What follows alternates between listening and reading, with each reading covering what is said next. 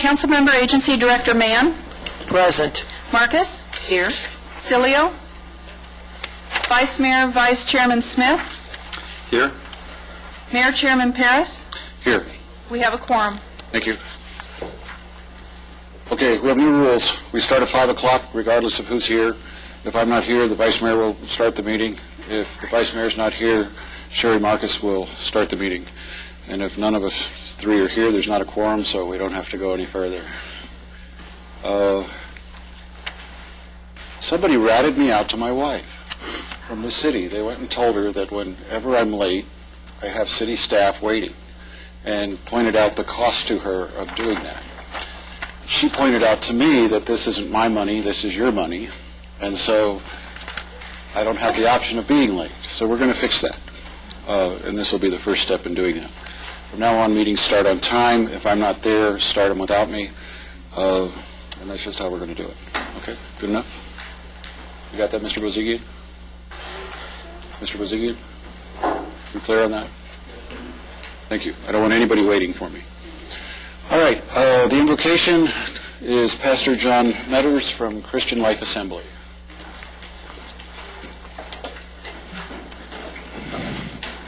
Just before we pray, I wanted to share a little anecdote. Recently, I was driving over to Victorville, and my 8-year-old boy was in the back seat, and he looked at a white sign at the side of the road, and he said, "Look, Dad, that sign says they'll pay me $1,000 if I find litter." And sometimes we look at things from a different perspective, and that's when we need God's wisdom. Let's pray. Lord Jesus, we thank you for your great love for us. We thank you that you desire good things for us. And we thank you that when we lack wisdom, we can come to you and seek your wisdom. I pray for the City Council that you would guide them tonight in the decisions they make. Help them to be righteous decisions that bring about good for the people of Lancaster. Bless this evening in your name. Amen. Amen. Tonight we were supposed to do fire prevention proclamation for Fire Prevention Month, but there's nobody here to receive the award because they're all fighting the fires. And so tonight we might want to all remember them in our prayers. Thank you. And we have Daisy Troop 558, who's going to lead us in the Pledge of Allegiance.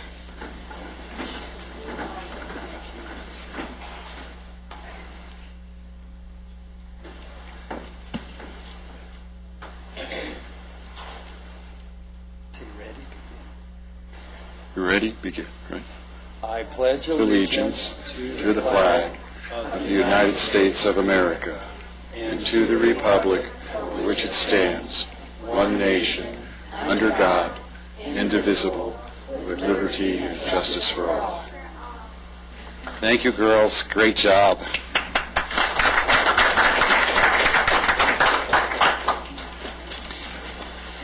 If I could ask, do we have, Mr. Mozigian, do we have the air conditioner on back here, or it feels like the heater is on? Okay. Yeah. Okay, thanks.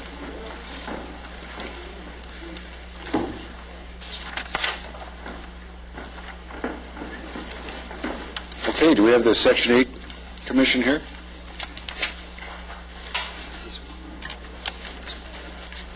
No, sometime during the meeting. Probably after the county thing, or whatever, whenever you want me to. Okay, who do we have from the Section 8 Commission?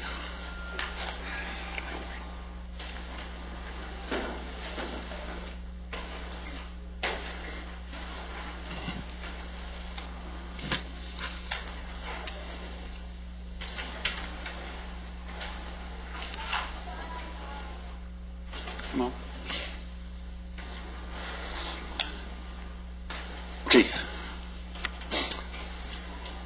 I do solemnly swear that I will support and defend the Constitution of the United States I will support and defend the Constitution of the United States and the Constitution of the State of California and the Constitution of the State of California against all enemies, foreign and domestic, against all enemies, foreign and domestic, that I will bear true faith and allegiance that I bear true faith and allegiance to the Constitution of the United States to the Constitution of the United States and the Constitution of the State of California, and the Constitution of the State of California, that I take this obligation freely, that I take this obligation freely, without any mental reservation or purpose of evasion, without any mental evasion, and that I will faithfully discharge the duties upon which I am about to enter.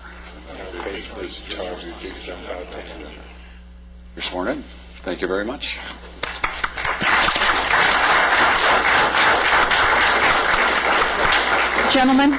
Gentlemen, we do have a form for you to sign if you'll see Deputy City Clerk right there.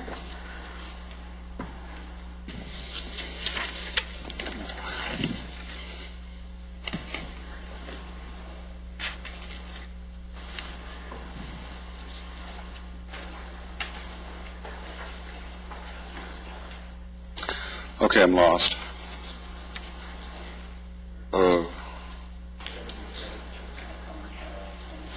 Commendation. Okay, good.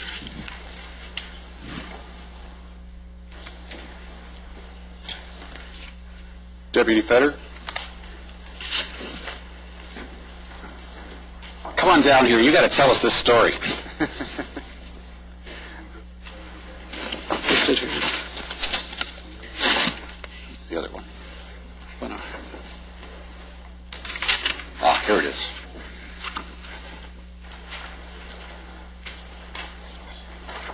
This is Deputy Fetter. Deputy Fetter's out on patrol, minding his own business, when he sees something suspicious. Now, instead of doing what a lot of people might do, Deputy Fetter put a skull cap on his head and tried to look like a bum. You're in uniform, right? Yes, sir. And he's still in uniform when he does this. And then he's like hanging around, and it's at the elementary school. What school was it? It was Terra Bonita. And correct me if I'm wrong, but one guy comes out and says, "Hey, dude," and starts talking to him like he's another crook, right? He got arrested. While he was being arrested, did you go after the other guy, or did the other guy come out too? The other guy comes out, starts hopping over the fence from the school, And? starts walking over to me, and thinks I'm just another guy with his buddy in the shadows talking. Ended up going to jail also.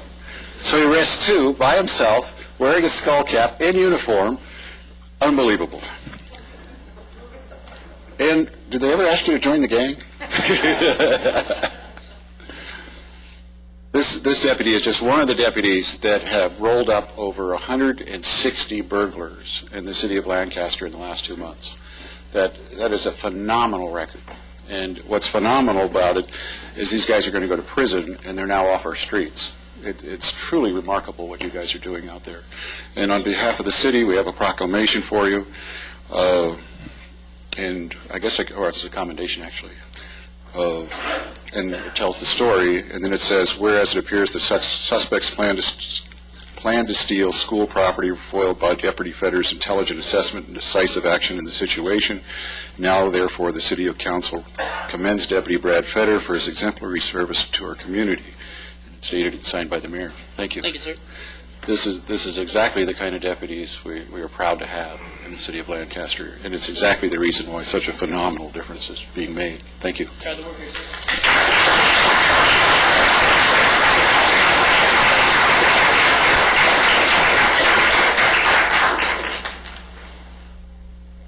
Thank you.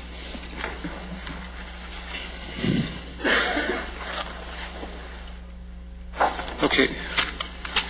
Now we have I want to do this after the presentation. The other one after the presentation from the county, okay? Okay, great. Thanks.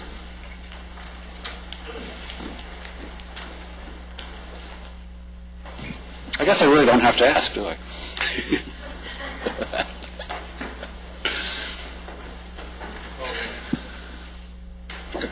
Good.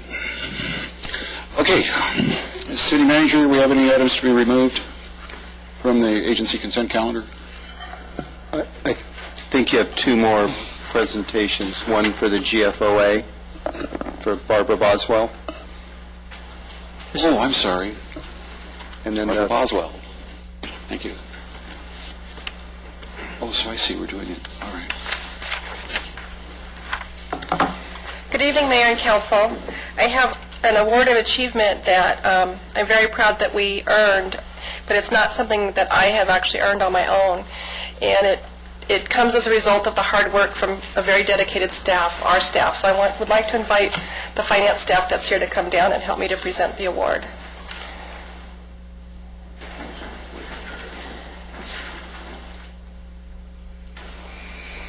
And unfortunately, they aren't all here because it's hard to drag them away from their desks. I guess something like payroll takes precedence. I'm proud to let you know that we have earned the Certificate of Achievement for Excellence in Financial Reporting from the Government Finance Officers Association for fiscal year ended June 30, 2007. GFOA, or Government Finance Officers Association, is a national association. The award is the highest form of recognition in the area of accounting and financial reporting. It does represent a significant achievement by a government and its management. And again, it's not possible without the hard work and dedication of our staff. So with that, I'm very pleased to present to you our award. Thank you. You're welcome.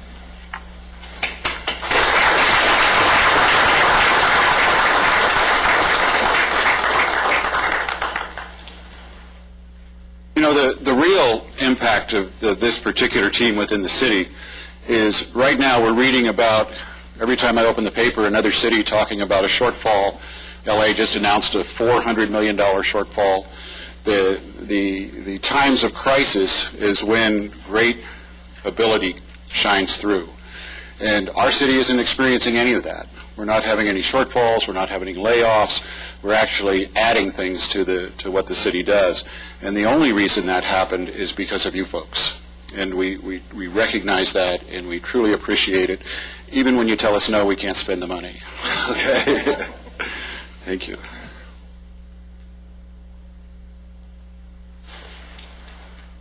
I mean, this would be a much different job if we were laying people off and closing down programs. I mean, and it's all because of you. Thank you.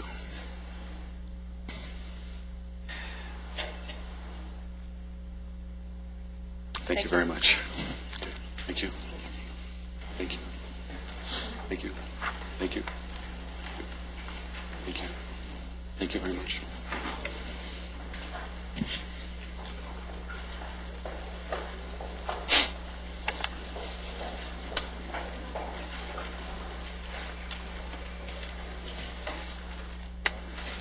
Okay. And now we have a report from Marcia Maida. Is that, did I pronounce it right? From Animal Control.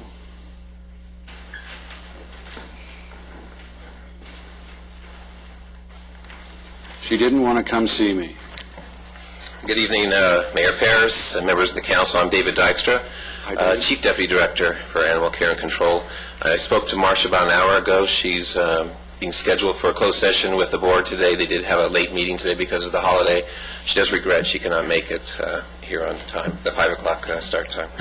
But we are here today to give you a status report of our efforts to do some concentrated enforcement in the city, especially with regard to pit bulls. A quick background. I believe the genesis of this was a September 2nd meeting with Supervisor Antonovich and your council, and Marcia was there also. And we were requested to step up our enforcement, especially with regard to pit bulls here in the city. We know it's been an issue with you for a while now. On the 7th of the month, September, we began this enhanced enforcement. And some quick statistics over the first 5 weeks that we can report. We've responded to around 300 calls.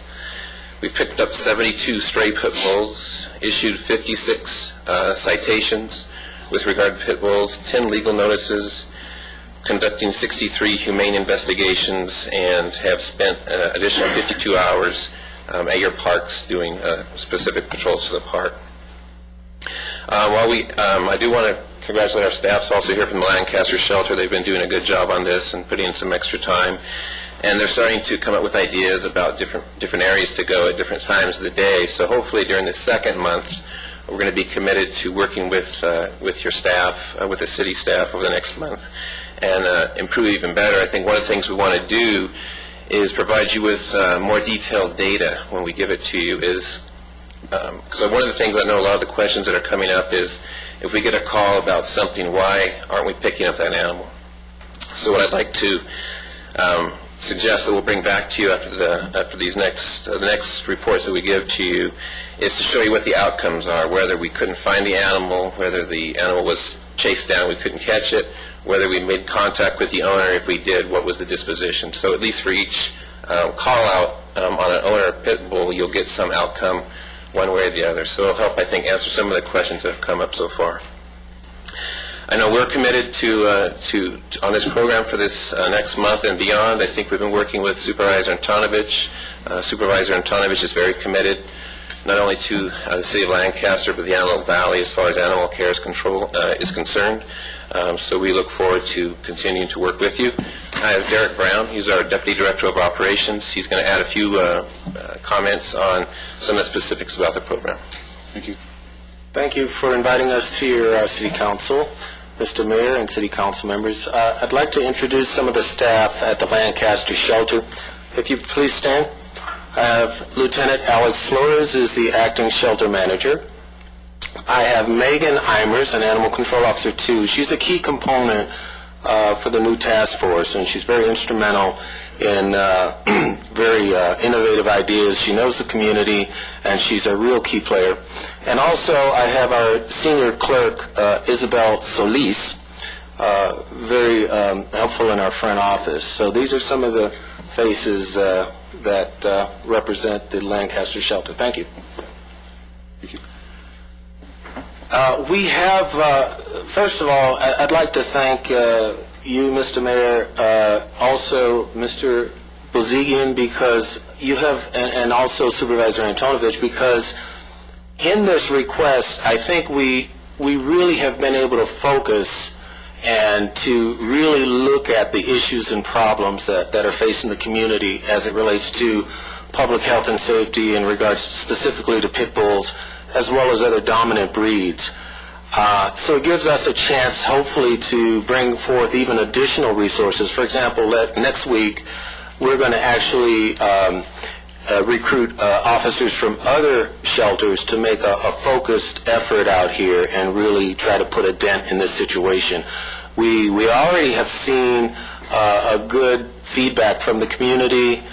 We are seeing positive results. There's a lot of work yet to be done, but we really appreciate partnering with this community and looking forward to doing so much more. So we're really rather excited. This is a new program, so it is a work in progress, and we are fine-tuning it as we go. So it's a little bit of a tweak in the system as we go, and some ideas have come forward, like, for example, even working with getting feedback from the postal office. There is a problem in the community, for example, with vacant houses that harbor pit bulls being kept there, and for illegal breeding, fighting, and whatnot. So every week there's different issues that we can tackle, whether it be patrolling the parks, patrolling routes for school kids in particular. I know the school kids to and from school is a big issue when it comes to loose dogs and the safety concerns there. We are really partnering closely with code enforcement. Another big component of the whole program, though, is the education. Because, as you know, anybody, you can take somebody's pit bull off the streets or from them, but it's very easy to get another pit bull and continue the same activities. So we're hoping to really educate the public as well as the enforcement aspect of the sweeps that we're doing. We're doing the patrols of the park. We are encouraging something that all the residents should take advantage of is the free microchip that we offer to all the Lancaster City residents and County of Los Angeles residents. And that's a good way to redeem your pet quickly from the shelter if it ever becomes stray. It's also a way for us to identify owners and hold them accountable should their animals attack, bite, or be involved in some situation in the community.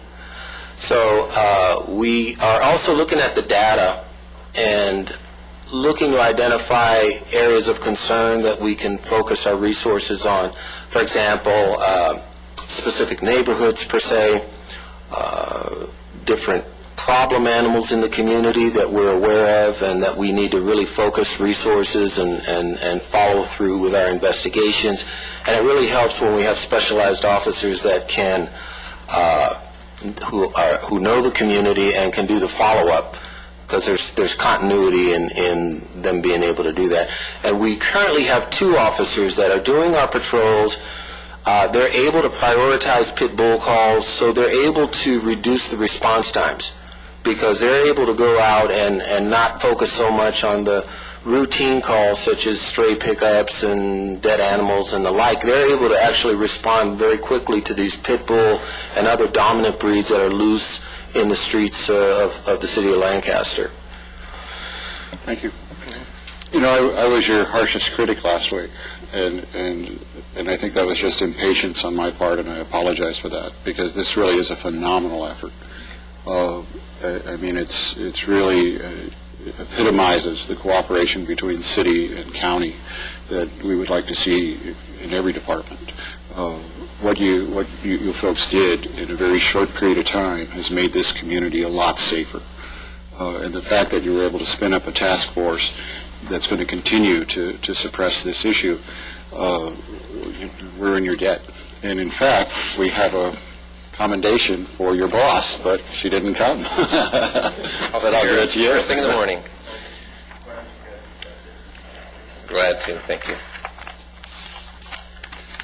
But actually, I should give it to you folks, and you can give it to her, because you were the ones doing the job. And on behalf of the city of Lancaster, we're just accept all the gratitude we can muster, because this is a serious problem that you fixed. Okay. Do you mind if I give it to them? Okay. Thank you. Thank you very much. Okay. Oh, we got to stand up and do the...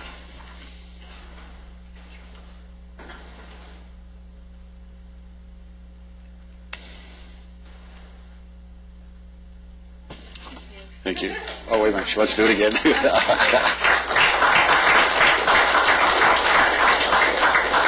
Now, I've been asking Mark to buy her a bigger camera, but thank you so much. Okay. Yeah, we may have some questions, and so we'll do that, but thank you. Thank you. You have to do a speaker card, or you can talk to them individually after the meeting, okay? Right over there, they'll give you one. Okay.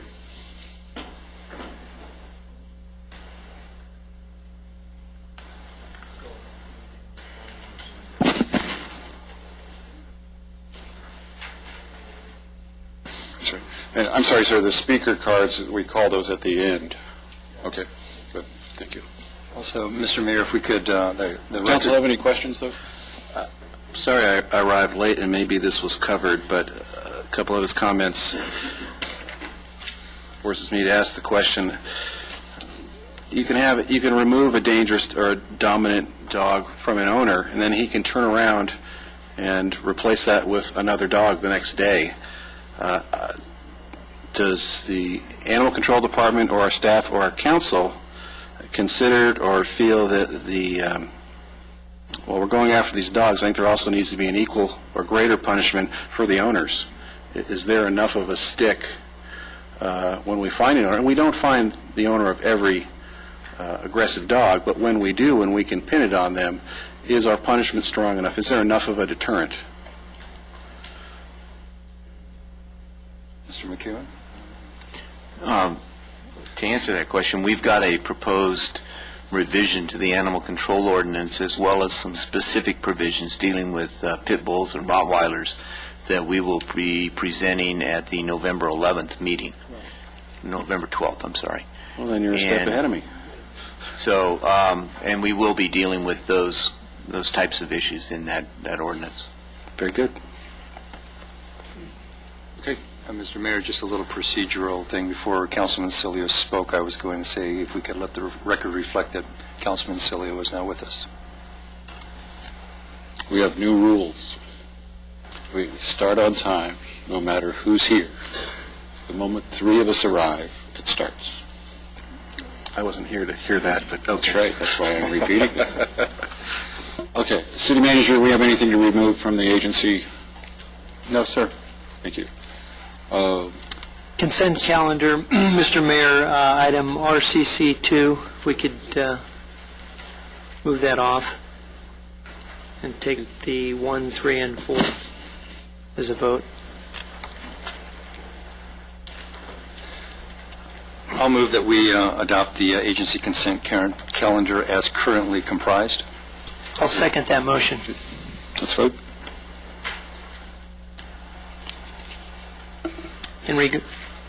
Unanimous? In regards to RCC2, I'm going to recluse myself in regards to the acquisition of real properties. I'll step out. I think you have to tell us why. Maybe not. It's because of ownership of real property in the vicinity of the properties being acquired, is my understanding. That's correct. Yeah, we need to make sure that we say on the record the specific. Well, then, for the record, as so stated, it's in regards to conflict of interest with property that the agency acquired within the legal distance. See, if we don't tell them, they write bad things about us the next day. Got it. Okay, is there a motion?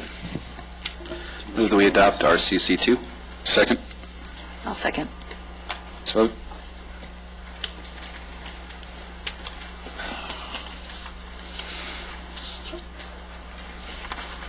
It's unanimous with Mr. Mann recusing himself.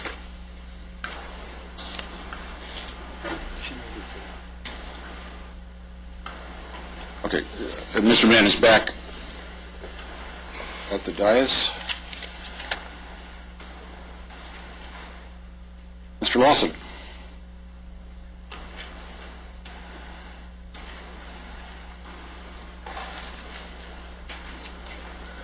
Mayor and Council, we're before you tonight to ask for consideration of an operating covenant between the Lancaster Redevelopment Agency and Johnson Ford and a new Antelope Valley Mazda. In essence, this deal is the agency is purchasing a promise that the dealer will bring in a new Mazda franchise to the Antelope Valley or Lancaster Auto Mall, which will operate at that location for a period not less than 20 years. The cost for this covenant is approximately $1.5 million, and that will be paid from new sales tax to be generated by the Mazda dealership. Payments will actually be due in the 3rd, the 6th, and the 9th year. Any shortfall in the sales tax will be paid in cash to the agency. As the slide indicates, this will get us a new facade improvement at the Ford dealership, as well as a new service facility, which will be at the Mazda dealership. The former, many years ago, Lincoln Mercury sales area will be turned into the new Mazda dealership. We think this is a good deal for the city, as it will enhance the Ford dealership that's been there for a long time, and it'll get us the new Mazda franchise. It'll supply higher mileage cars to our residents, and so we think that's a good thing. And we also have kind of an innovative section to this deal, actually suggested by the mayor. It's novel in that should we have a major emergency like an earthquake, the dealer will use his best efforts to provide his vehicles to emergency personnel, which we were pleased he consented to, and be a good thing for everybody. This is a long-time dealer that we've had a number of different relationships and transactions over the years. He's always performed and done what he said he was going to do. Of course, his name's Mike Johnson. He's here in the audience tonight. Would be happy to answer any questions, as would I, if council has any. Any questions? Okay. Any speaker cards? No speakers cards. No speaker cards? I move that we adopt... How times change. I move that we adopt new business 1 of the agency calendar. Is there a second? I'll second. Let's vote. It's unanimous. Okay. Any items on the council consent calendar you want to have pulled? Yes, Mr. Mayor, I'd like to pull CC5 so we could actually get a report from staff. Okay, great. Anyone else? There's no one else. I'll move that we adopt the council consent calendar as currently comprised. Second that? I'll second. Let's vote. Mine's sticking. Was that an anticipatory... Are we that transparent?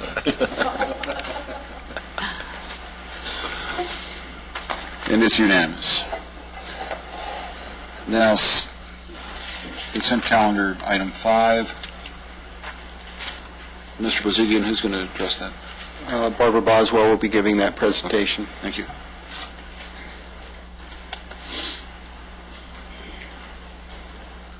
Good evening, Mayor and Council.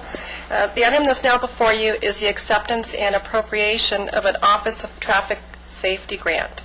This grant will provide almost $268,000 to the city to enhance enforcement for DUI and not having driver's licenses. What will happen is that the station will conduct special overtime units will be put out to do DUI checkpoints and also what they call DUI saturation patrols. We have done this several years in the past and have found it to be successful.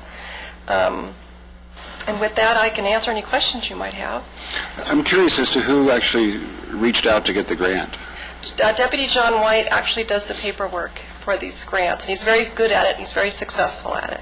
That's truly remarkable. That's a lot of money to handle this problem. You have another one coming next month for another pot of money for another special project that he's done. You know, it's getting dangerous to be a criminal in the Antelope Valley.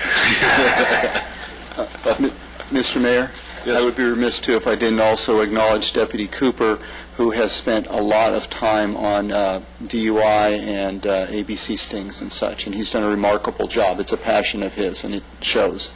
Our very own Cooper, right? Thank you very much. Thank you. Any questions? Okay. Is there a motion? Move to adopt CC5. Second. Let's vote.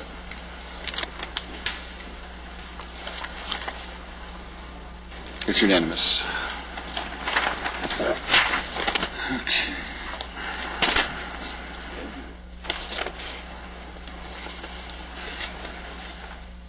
Okay. NB1, Mr. Williams.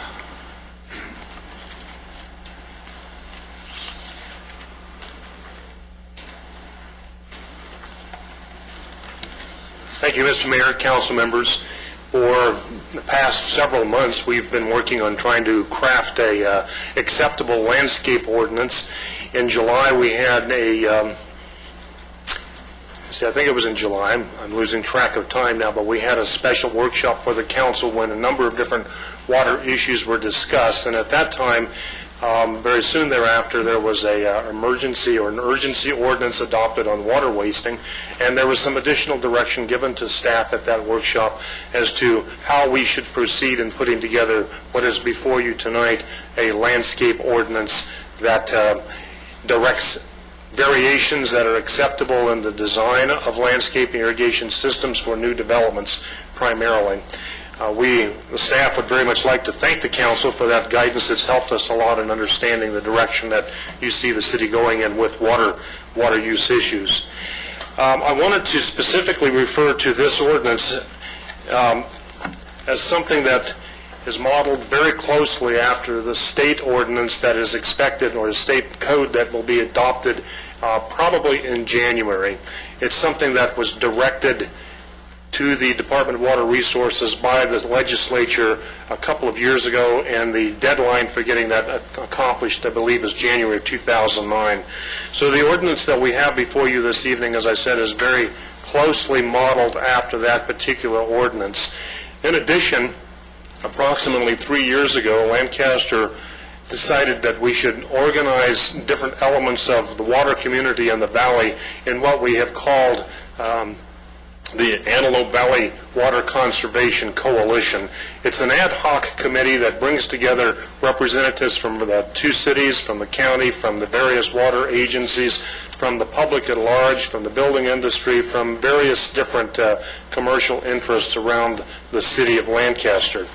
They have been also instrumental in helping us to craft this document this evening.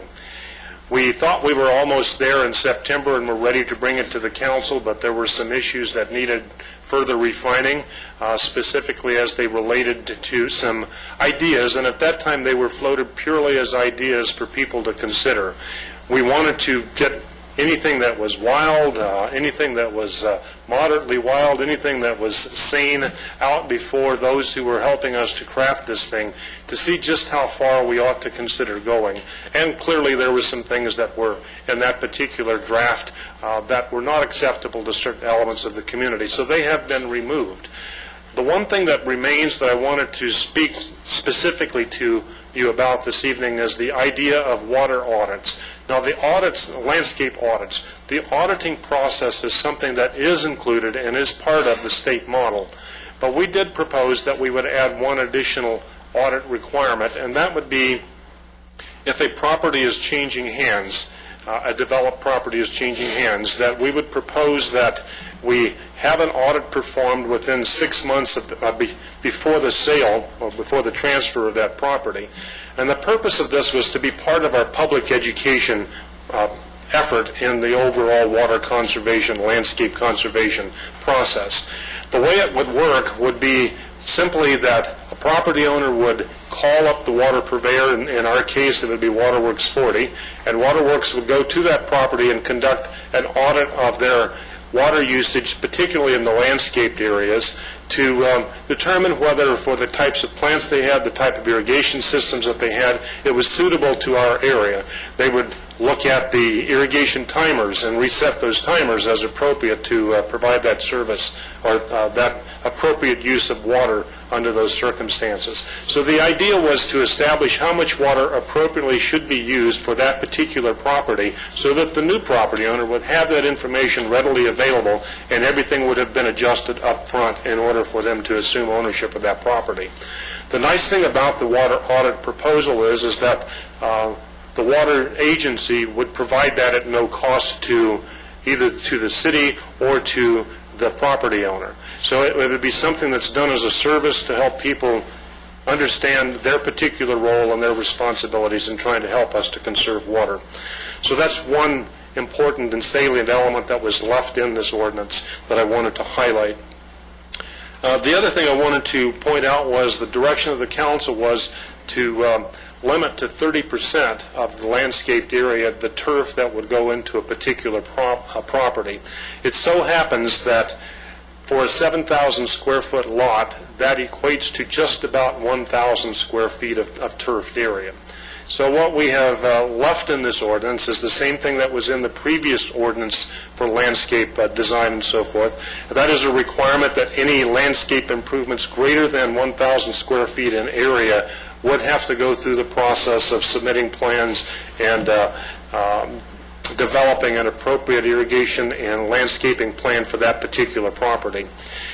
It does not limit to 1,000 square feet the total turf on all properties because we have included a table in the resolution that with the adoption of this ordinance would also be recommended to the council.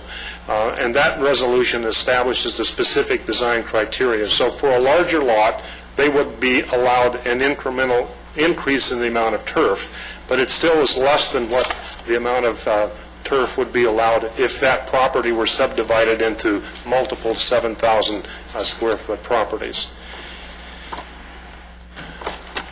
This is not a highly technical ordinance, but it is one that we think is going to help us to bring better under control the water use habits of our citizens and our businesses in the city of Lancaster. If the council has any questions, I would be more than happy to try to address those for you. Go ahead. Anyone else? I have a question, Mr. Mayor. Mr. Williams, I know we had discussed this, and I don't see a plant list, and we're working on a... I'm sorry, sir, would you speak a little louder? I'm sorry, I'm a little hoarse tonight, too.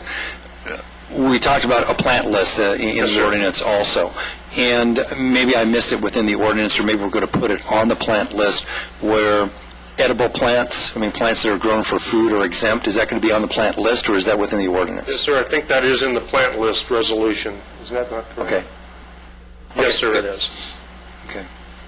And it would be my my desire when we get past the public comment that I would like, even though that audit, I think the audit is a great thing and it's free, I just philosophically don't like writing an ordinance that puts too much burden on a resident selling their home that depends on another agency like LA County to come in and do the audit. I mean, if all of a sudden everybody starts selling their homes and they got Why, Rob? 1,000 of them. I'll leave those comments for you. And so I would be requesting that we actually pass the ordinance tonight on the first reading, but take out that onus on the homeowners, especially in the times that we're going through now and people trying to sell their homes. I would agree with that. I think that water audit is, from an educational side, is important, and we should, as a city, encourage that every way we can, not make it part of the ordinance. My other issue is that LA County is not the only provider of water within our city, and some of these smaller water agencies, I don't think, provide water audits, and so it's hard to put that restriction on some homeowners and not on others.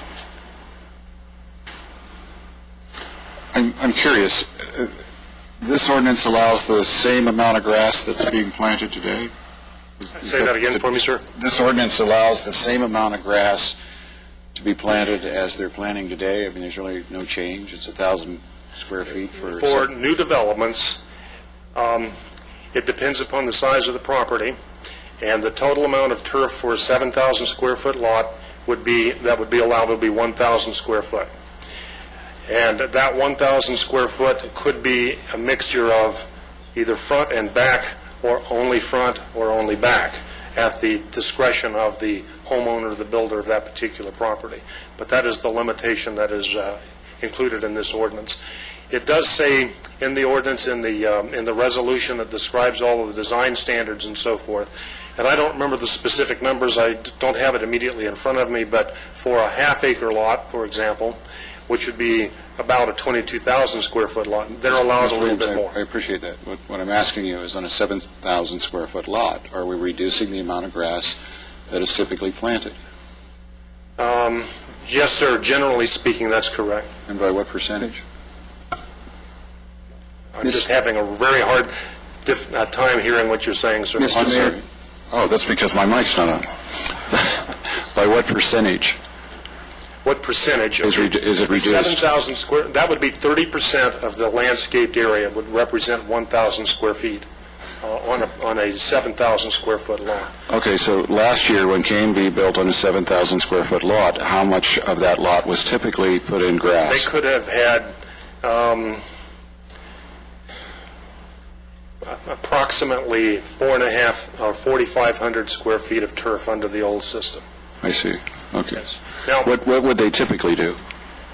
I think typically it's about 2,500. It's about 1,000 to 2,500 square feet of turfed area on a 7,000 square foot lot. I want to also emphasize that the 1,000 square foot number is a number that is in the existing city ordinance. This ordinance would cancel that ordinance, but still retain the 1,000 square foot.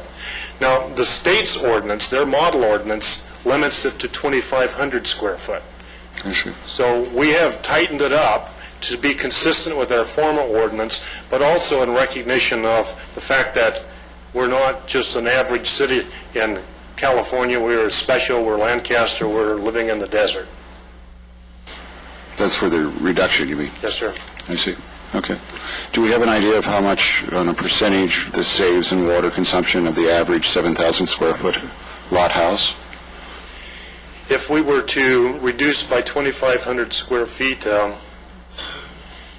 I should say from 2,500 square feet on average to, say, 1,000 square feet, it would probably save something on the order of about 1,000 gallons a year, I would think. Do you have a better number at hand?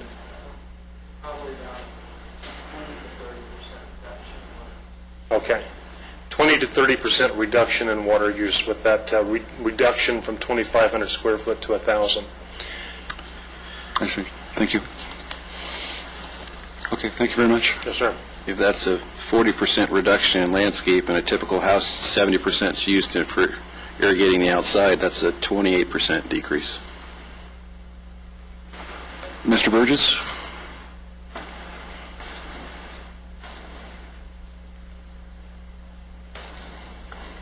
Good evening, Mayor Paris, Good evening. Vice Mayor Smith, and council members. Well, I'm in complete agreement and support of Ordinance 905 I'm somewhat disturbed from what I've read concerning this resolution and Ordinance 907, and the fact that I probably have a couple questions. I know this is probably not the venue to address those, but how does the current residents fall under, such things as it speaks of in the ordinance as a rehabilitated landscape projects as mentioned in the ordinance, and I've Mr. Williams, can you? Ordinance, which is Mr. Burgess, we'll do it one step at a time. Okay. Mr. Williams, can you address that? The idea is that if a property owner decides that they want to completely redo their landscaping, that we would ask that they abide by the landscape design guidelines that are being hopefully adopted by resolution this evening. And the concept there is that it would not only allow them to still have a very nice landscaped area, they're undergoing the expense anyway to replace that landscaping, and this would allow us to get a better reduction in water use by going to the more conservative landscaping approach. Does that answer your question? Well, would that change the picture from where I would fall? We'll talk about myself. Where I would fall under the new contracts that I read in there, that a lot of restrictions for people wanting to build new houses and such as that. Once I redid my lawn and landscaped it, would I fall under those guidelines? If your landscaped area that you were going to be changing was more than 1,000 square feet, then yes, you would fall under the new guidelines. So it seems like to me there's a lot of costs involved for the average citizen. And I live in an area, which all of you know where I live, that the average person over there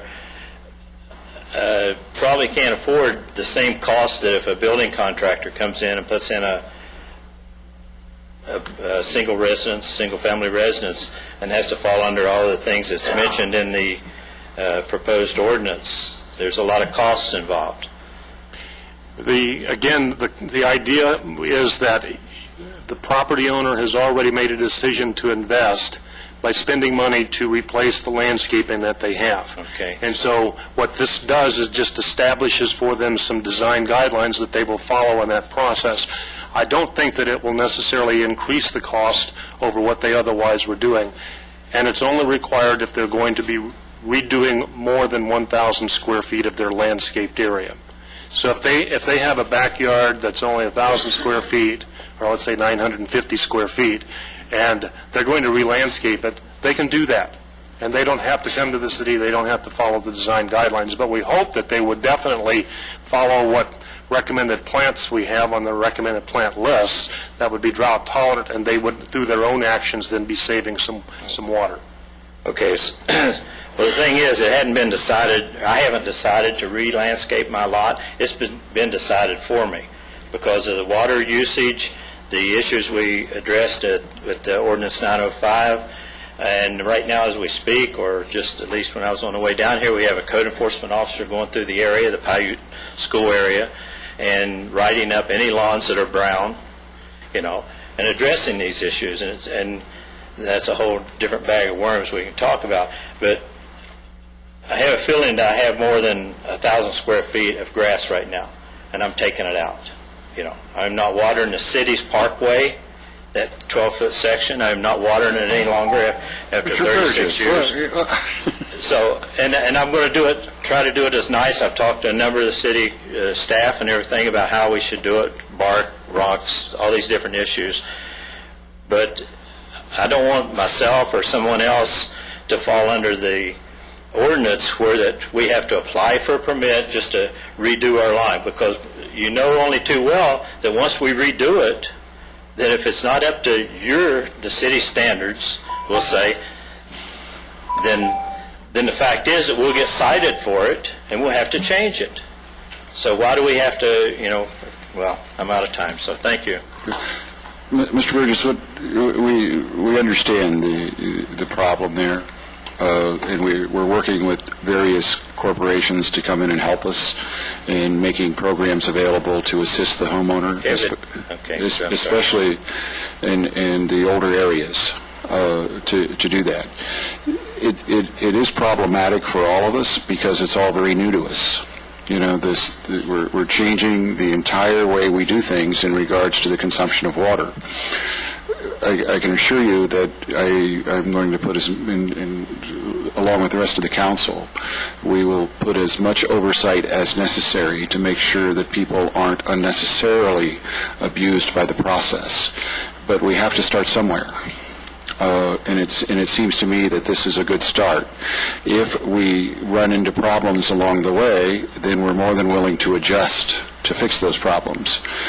But in a very short period of time, we're going to have to change the entire look of this city in order to conserve that water.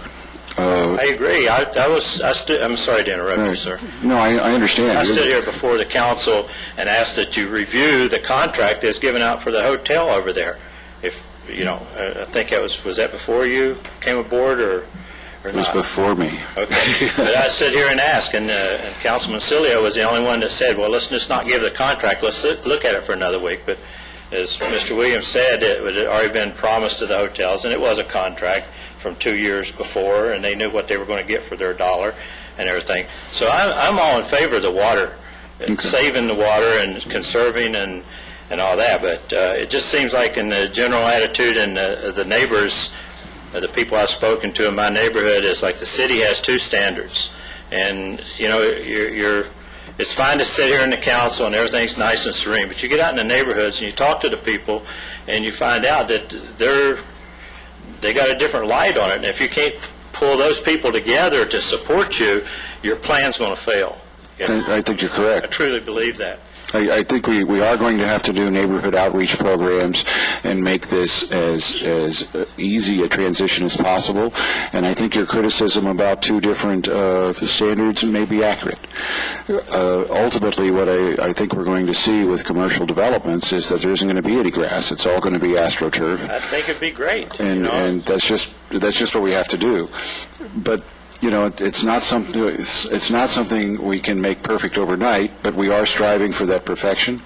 And I will be talking to staff more about what we can do with community outreach. And if you'd like to be included in that, we'd love to have you. I would love to serve on one of your committees to address this. Okay, great. I'll volunteer for that. I haven't so far, all the committees you've set forth and everything, but on this, I would, that if it's going to affect my area directly. Mr. Burgess, if the rest of this community contributed 1/10 the time you contribute, this would be the most magnificent city in the country. And I appreciate that. But Mr. Wazigian, can we set a time? You know, by tomorrow, I'd like to have a date of when we're sitting down with some homeowners and Mr. Burgess and figuring out the way to reach out to the community on this. And that's probably something that the Vice Mayor should be heavily involved in. What I would suggest is we already have the Water Ad Hoc Committee, and we look at it through that. Okay. As how to get that out, because part of that is public education. Okay, thank you. Mr. Mayor, question for Mr. Burgess. Now, what hotels were you talking about? The Hiltons that came in? What's that? Which hotels? You were saying the hotels? The ones by the ballpark. Okay, the stadium. if I could ask Mr. Lawson, I thought that they put in xeriscaping, and they were pretty, at least some of the plants that I saw, they were pretty much water conservation. They were within the xeriscaping or the low high drought, type of plants and everything. Yeah, well, if I could have Mr. Lawson sort of elaborate on it. That's actually true. We did focus on, low water consumptive plants and a whole different drip system, and we understand what you said and put our money where our mouth was. And I think it's still nice-looking landscaping, but it absolutely is drought-tolerant. Okay. Yeah, there's not going to be a double standard between commercial development and homeowners, trust me. Okay. Well, and I know I'm using up a lot of time, but I'll fill out another card in a minute and capture that 3 minutes. So the thing is, it's like and Elizabeth knows, she's worked with me and answered my questions, and I made a statement the other day that I'm surprised that most of the city staff here in Lancaster is not out on workman's comp, because they've all bent over backwards so much to help me in my area. They're bound to have back problems by now. But Elizabeth has answered a lot of questions, but still yet, you got one house over there, and I'm going to harp on this for just 15 seconds. You got a house over there that's not been brought into any kind of enforcement in 3 years. The city spent good money to hire the law firm to take this homeowner to court, cause the house to get sold. the city code enforcement went to the new owner right away and explained what was in arrears on that property, and that person did not bring anything into compliance, and every complaint I've written, and they've all been closed out. They just get shoved away. Now that yard is like total dirt. I mean, I invited you in a letter to come over to my area. I'll take you on tour, and we can talk about it, not take up everybody's time. So Okay. I appreciate your time. I'll be back. I'm leaving for a couple of weeks, but when I get back, I'll come over and we'll do that. I appreciate it. Thank you, So Mr. thank you Burgess. for your time. Okay. Any discussion? I'd like to move that we introduce ordinance number 907 with the removal of the mandatory audit for the homes that are being transferred ownership. Is there a second? I'll second that motion. Let's vote.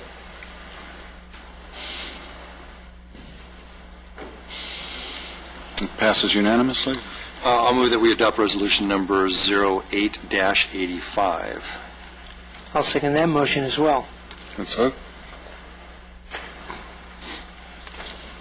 Passes unanimously.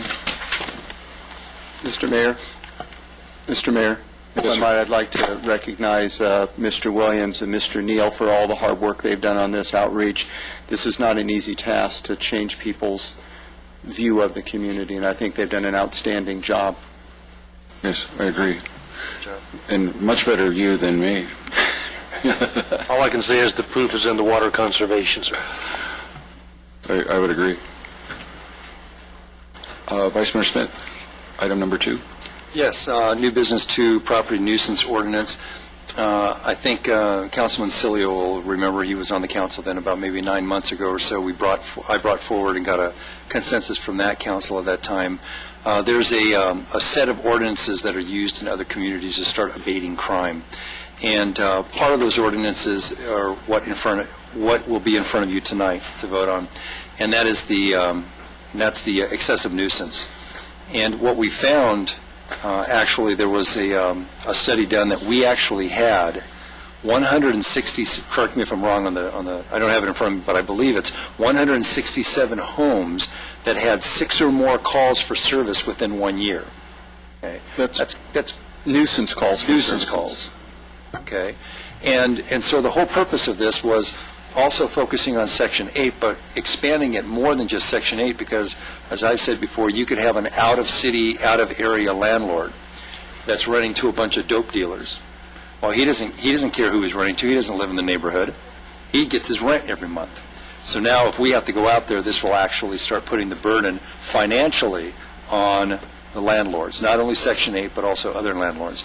One of the, in the packet that we gave to the city attorney at the time, included a number of ordinances like this that were for juveniles, and we decided to separate those and work on those as a package because there's some additional stuff. The mayor and I just recently met with the board from the high school district, and we've talked about partnership of not only after-school studies, but other things besides just a stick, sort of a carrot and a stick, parenting classes for parents to help them get their children through school, but also holding parents accountable for their juveniles, and that'll be coming later on. The city attorney's working on that. But tonight we have I think an ordinance that will really take a bite into the crime and the nuisance that we have in our neighborhoods. And then if Mr. McHugh answer any questions on the details of the ordinance. Mr. McHugh, I'm a little concerned in what happens if, I mean, it seems to me if I wanted to get Frank Visco out of the neighborhood, I could just keep calling in complaints of Well, that, it really involves discretion on the part of the deputies. For those of you who don't know, I live next door to Frank Visco, and that's why I use him as an example. I'm sorry, what? It would depend on the discretion of the deputies, and they will understand if there's somebody that is making the same call repeatedly on a property owner that it turns out not to be a justified call.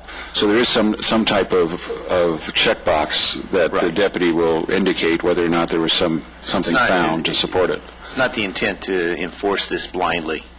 Okay. The intent is to get rid of criminal conduct. Now, in regards to the nuisance properties, can we bulldoze them? There are procedures that we would have to follow to do that. This ordinance does not provide for that. It provides for charging them for the cost of the law enforcement activity. You know, I'm saying that a little bit facetiously, but not much. I mean, what I'm seeing is that one house with an absentee landlord can destroy an entire neighborhood. And I'm wondering if this is draconian enough. I mean, all we get to do is send him a bill, isn't it?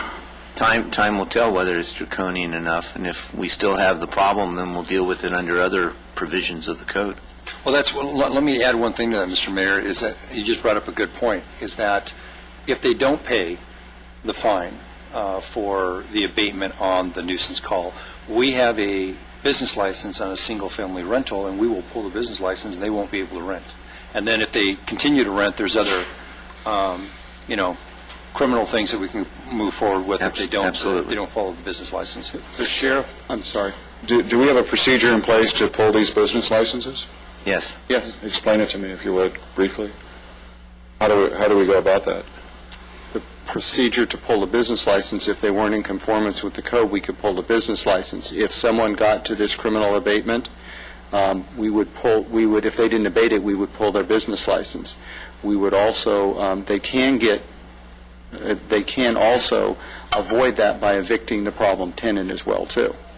So we would, as a matter of course, pull a business license if they got to this. Does that involve a hearing process of some kind? There's an appeal. Yes, there is a hearing for the revocation. And who's the hearing officer? How do we do that? An appointed official. Not before the council. I'm sorry. It's not the city council. It's an appointed person who sits as the hearing officer. Do we appoint, or who appoints? The staff we've contracted out for its service. Appeal. The important thing is that it has to be independent. I see. Okay. Good. The other thing I might mention, the mayor and council, is that the sheriff's department also has a criminal abatement process where they can go after for other issues as well, too, including taking the property. What they've been getting is about 90%, 80 to 90%, I believe, compliance just by notifying the property owner with a letter from Lee Baca that we could take your house. So these won't be separate programs. They'll both look at the same time as well, too. Our intent is to get that number of 167 down to 0. Okay. Terrific. Mr. Mayor, if I may, and I appreciate Councilman Ron Smith to bring this forward. Actually, I thought it was a little bit light because it looks like to me we're playing 5 strikes and then you might get in trouble. When in reality, with the fire department, I believe right now our current code's set up for 3. Is that not correct, Mr. Vosian? I think we have 3. I'm not sure what you're referring to in the fire department. I can address the other part of that if you'd like. Yeah, how did we arrive at 5? Because I'm thinking at 5 and 12 months, that means that we can play games every 2.5 months, or just be outside of the 2.5-month window, and then it looks like to me then we've circumvented the current code. The 5 is, excuse me, the 5 is arrived at, first off, on the 5th one you start paying the fine. On the 4th one is when you get the notice that you will start doing it. Again, it was looked at what the problems are, to focus on the problem. We asked the Sheriff's Department, they provided the data. We believe if we focus on the 150 to 200 problem properties, we're going to address the issue. That's not saying that we're not going to go after the other property owners by other means. But there are times when you can have 1 or 2 nuisance calls, a graduation party, for example, that might get out of hand. Sure. Parents could be there, no alcohol could be served, you could get a call on that. That's how we arrived at it, based on the number that we think we can realistically go after and the effect we can make, going after the most, the most egregious situations. We would recommend that you keep it at the existing level, see if it works. My mother raised 4 teenage boys, and 5 calls was a good week, wasn't it?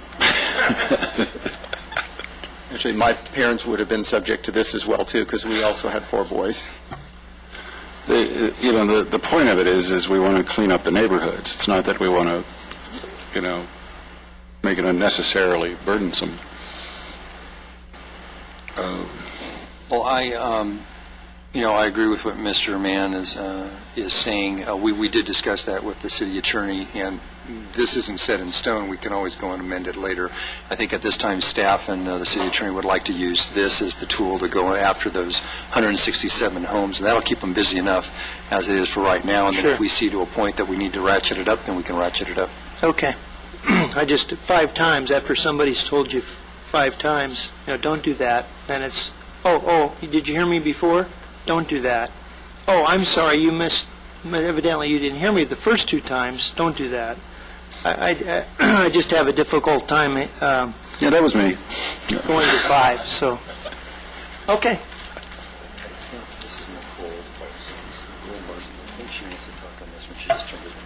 Nicole Parsons. Nicole, did you want to talk on this one? On this issue, or was it another issue? Yeah, no, this... Okay, come on down.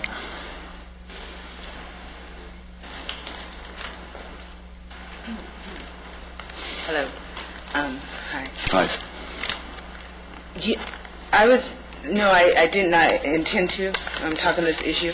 However, I will. Excuse me, I'm sorry, Nicole. I'm having trouble hearing. Is the sound down? Anybody else having trouble hearing? I'm having the same issue. Yeah, you're right. I left my hearing aid at home. Okay, never mind. I use one and I still can't hear it. You guys are addressing this as a council and the whole town council, so I just thought that it would be a great time that I came in, and then also when I do come in, it's usually because I design and develop, but I have inventions. I don't try to sell those to anyone or to the public or to our market. But when I do come, what I do is have business reference models and programs for preferred outcome. So it would enlighten probably everybody, I guess, to address sometimes things that I have, like the retrofitting you guys were just talking about of the water. It doesn't really make sense, but I do have the design that you guys can look at later, because I've been following the water, and that would make retrofitting equal up, or just to look at it, if you can look at it. But that comes at another point when the valley has a drive for customers, because right now the water is just for industrial use. But if you would like, I guess maybe say that you guys will look at my official water model when it comes time for the customer drive. Yeah. Nicole, we actually do look at what you give us. One of the things you gave us on Neighborhood Watch, we actually implemented, and is part of the program now. Neighborhood Watch? Yeah, I guess, how long ago was that, Mark? That was almost a year ago, and it was a response back from the, if I recall, it was a response back from the Neighborhood Watch people themselves, so we gathered additional information. Well, thank you. And I thought also, Ms. Mark, didn't we do the real estate type, the housing initiative? Because I seen that actually the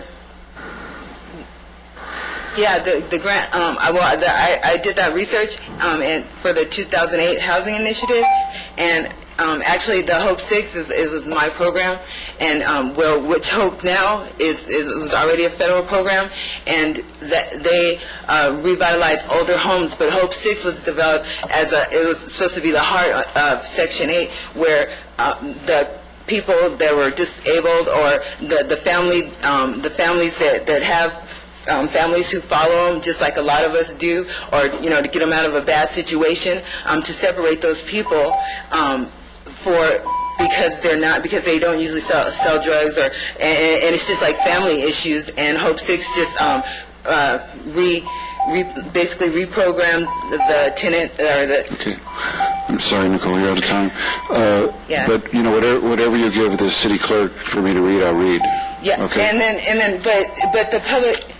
That wasn't a finished. That was actually a public reporting method that I gave Mr. Bozigian, and that addressed a lot of the problems of what people, the companies in Lancaster, they Nicole, do to us. I'm sorry. Okay, just give it to Mr. Bozigian, and whatever you want me to read, I'll read. And I think you have some great ideas. But that's not about it. It's about how come I went to court. But you're out of time. But okay. I'll talk to you later, then. Okay. I mean, if I give you a half hour, I got to give everybody else a half hour, right?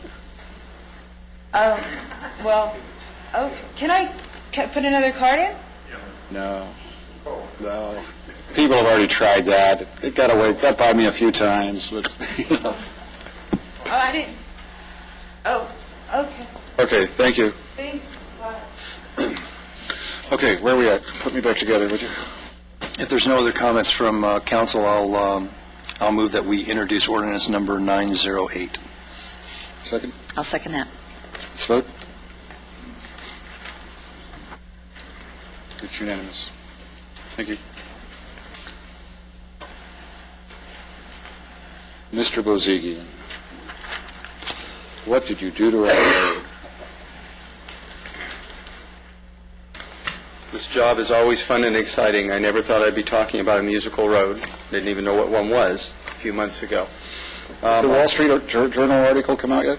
No, I just spoke to the reporter today. She submitted it to her editor. It has not come out yet. Just for brief history, for those of you who don't know, which doesn't appear to be too many people since the whole free world appears to know about the musical road, but it was part of a Honda commercial filming on Avenue K between 60th and 70th. For those that don't know, driving over it, you heard the William Tell Overture. And I probably wouldn't have known that had someone not told me that was the William Tell Overture. But it was remarkable. It was great. I was over it multiple times. What we didn't anticipate, nor did the production company anticipate, was the groundswell of support for that. We had literally hundreds of people on that road. It was a safety issue, as we talked about, people making U-turns. So we took the appropriate action, which is to pave it over. What we have also learned, however, is that the promotion value that we got out of that road is probably second to none that we've ever had. The mayor and I spent 2 hours with the Wall Street Journal in the middle of a financial crisis talking about the musical road, but we were smart enough to turn that after 10 minutes into wonderful things the city is doing.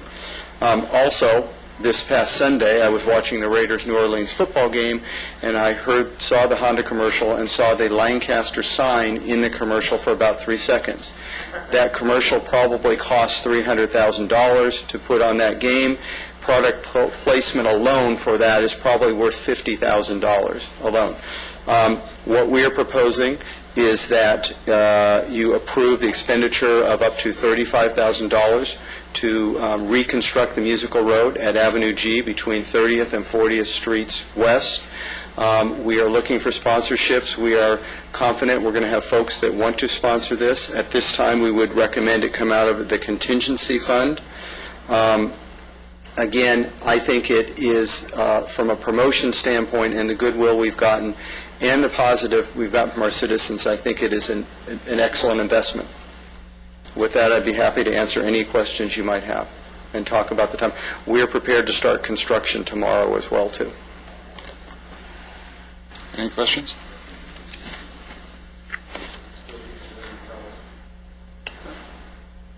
Yeah, someone asked, it will still be the William Tell Overture. I want to be clear on this. We're going to advance it, but we're confident that somebody's going to pay it to We're working on that right now. no-cost item to the taxpayers. Yeah, I'm sorry for interrupting. Yes, we're working on that right now. We have 3 or 4 good leads. Thank you. Mr. Burgess, you can't have a problem with the musical road. Why not? Everybody's for it. I'll be against it. I'll just read you. I started bypass, but I do have a suggestion for you. You know, if you had started the recall for tearing down the musical road, I think you'd have been successful. You could have cleared us all out of here. All right, I'll just take, I think it's about a half a minute. So, but I wasn't fortunate enough to drive on the musical road. But from viewing it on YouTube, I personally can get caught up in the enthusiasm to duplicate it, this attention-getting device, and it may serve the city very well. My concern is cost. Mark's already addressed that, so I'm going to go ahead and state my feelings. I feel that unless this item can pay for itself in some way, which I think it will, just the notoriety and the goodwill and one thing or another, I don't want my tax money going for it, because we got enough potholes to fix in the city and enough other issues, especially with the economics of the country and the city and our personal ones. I'd just like to see the citizens donate money, which he's already addressed that, and or some group or business, because with the problems we do face in the city of Lancaster, I'll say it again, we can't go running off and spending money, and if we are, then let's put a matching fund every time we do something like this we want to do and put it into public safety. So, thank you. And if it's donations, I will donate to it to have it. Thank you, Mr. Burgess. Okay. Just a technical question. You were talking about the appropriation of $35,000 from one fund to another. Is that something that the council has to approve? I believe so, but I defer to the city. Okay, because that's not in the that wasn't agendized. Can we still make that motion if we go to appropriate it, or should we just make the motion for the reconstruction at this time? And if you get donations, it would be. It is part of the recommendation. To appropriate the funds. It's the Second paragraph.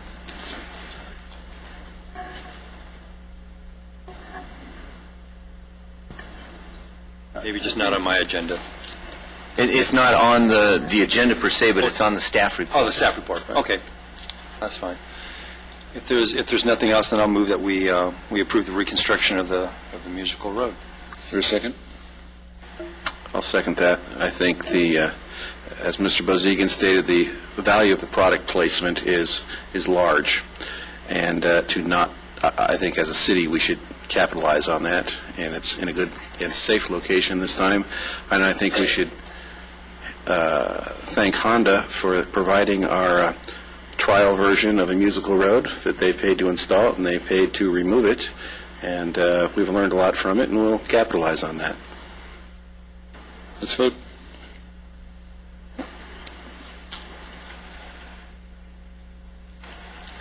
It's unanimous. Okay. City Attorney, item number 4. Mr. Mayor, members of the council, you have before you tonight an ordinance making some technical corrections to 2 chapters of the municipal code dealing with the establishment of the Architectural Design Planning Commission and the Criminal Justice Commission. There are 3 changes that are made to each of those 2 chapters. All 3 of them are identical in the 2 chapters. The first change is to clarify the term of the commissioners, and rather than serve on a term that is coterminous with the term of the appointing mayor, the terms are now going to be essentially 1-year terms, but the initial term will go from the appointing date to December 31st, 2008, which is only about 2 months from now. And then the next term will be January 1 through December 31st of 2009, and then the next term will start January 1 of 2010. A related change is that the entire chapter will sunset as of July 1, 2010, unless a council adopts a new ordinance extending or eliminating that date, so that these commissions don't have perpetual life. They'll actually terminate after they've served a purpose. And if there's still a purpose to be served, then the council has the option of extending that termination date. The final change that is made is to provide that the mayor shall appoint one of the commissioners as the chairman to chair up that commission. Those are the 3 changes. On an aside, I would note that with respect to the Architectural and Design Commission, I believe the current chairman of that commission is someone who has filed a lawsuit against the city or is a plaintiff in a lawsuit against the city. And for that reason, I have some concerns about information that is provided to that commission. I don't think that for the most part the information will be of a sensitive nature, but it's important enough that we need to make sure that whatever information is passed by and reviewed by someone in my office before we pass that on to the commission in general. So I just wanted all the council, I've talked to the mayor about this, and I do want all the council to be aware of that potential problem. Thank you. Any questions? What was the sunset date in 2010?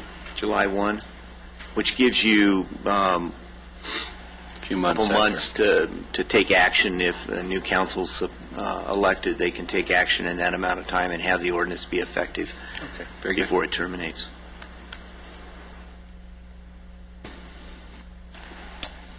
Any speaker cards? No speaker's cards on that, Mr. Mayor. Okay, is there a motion? Move that we introduce ordinance number 909. I second that motion. Let's vote. It's unanimous. And we have council agenda item 1, Vice Mayor Smith. Yes, thank you, Mr. Mayor. Gentlemen and ladies, in front of you is a resolution that supports the Safe Neighborhoods Act, which is Proposition 6 on the November ballot put forward by Senator Renner. And as you can see from the attached, there's a attached sheet that goes over the summary of what it does. The Safe Neighborhoods Act basically is a comprehensive criminal penalty and public safety funding initiative, and it targets street gangs, felons, guns, and drug dealers, not only with penalties, but provides sustainable funding to our local police and sheriffs and the prosecutors. And in front of you also is looks like it's a 3-page list of people in other cities that have endorsed it. So what I'm asking tonight is I'd like to move that we adopt resolution number 08-86, which is the support of the Safe Neighborhoods Act, Proposition 6. I second that. Let's vote. It's unanimous. City Manager, any announcements?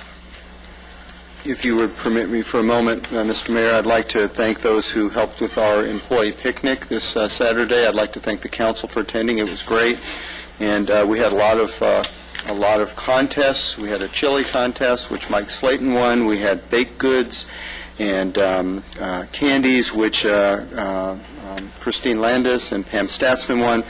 But the most important one was a very heated contest for the best peanut brittle. We had Brian Ludicky, who's the perennial champion, but a newcomer, knocked him off. Councilwoman Marcus won in a landslide, knocking him off.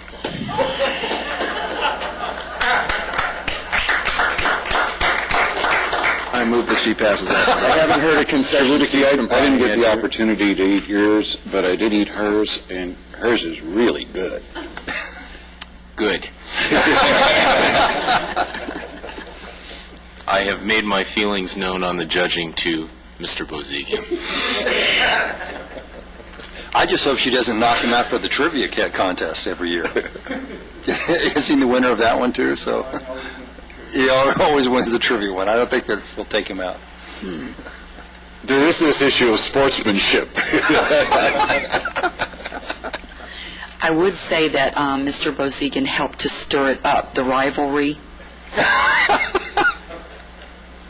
I congratulate Ms. Marquez, and I would be more than happy to swap recipes with her.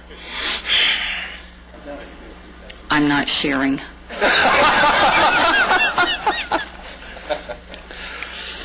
Okay, moving on. City Clerk. Ladies and gentlemen, this is the time for citizens to address the City Council on items that are not on the agenda. You will find speaker cards at the back of the council chambers. We ask that you fill them out and please print as clearly as possible so that your matter can be referred to the city manager and staff to contact you if necessary. We'd also like to let you know that you are limited to 3 minutes each, and we ask that you be courteous of this time allotment. When you have 30 seconds left, a yellow light will come on, and when your 3 minutes is up, a red light comes on, and as you've already heard, a buzzer sounds. So we ask that you do be courteous of the time allowed for your 3 minutes, and also that the City Council cannot take action on items that are not on the agenda, so they will refer your matter to the city manager and staff if necessary. And with that, we're ready for public comment. Thank you.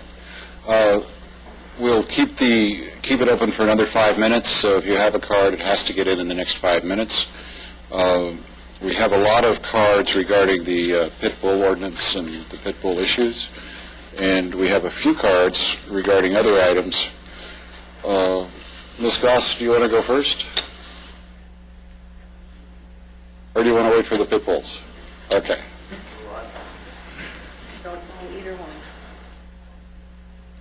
Okay. I'd like to tell you about Quartz Hill High School's reputation. This high school is consistently ranked as the top school in the Antelope Valley with a state academic performance index rating of 8 out of 10. The next highest rated school in the Antelope Valley is Highland. It's a Palmdale school with a rank of 6 out of 10. All other Antelope Valley high schools receive a state ranking between 1 out of 10 and 4 out of 10.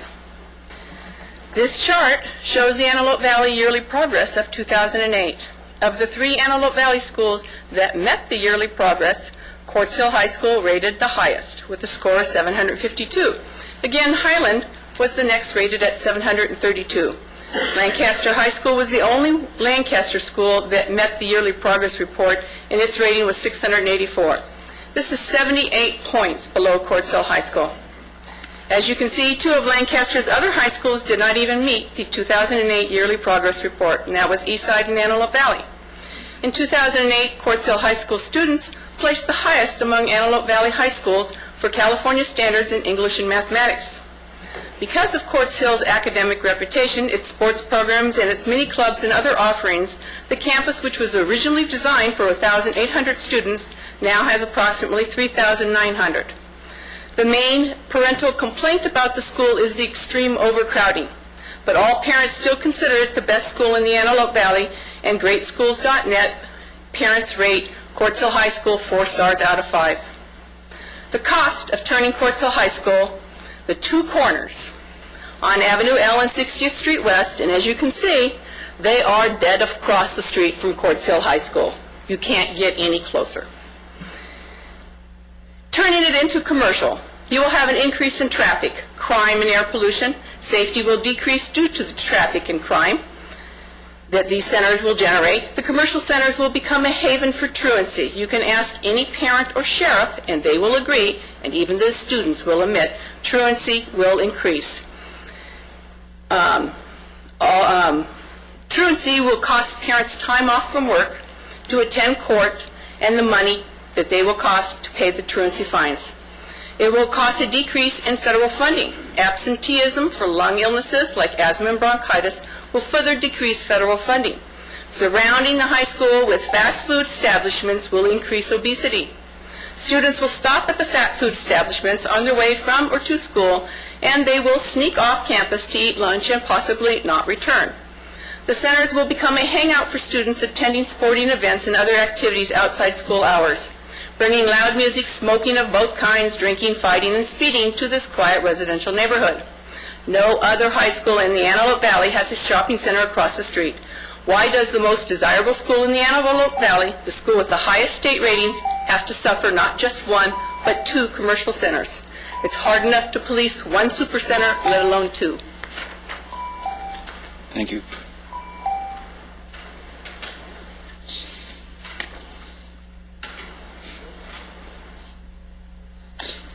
Is it Regina Russell?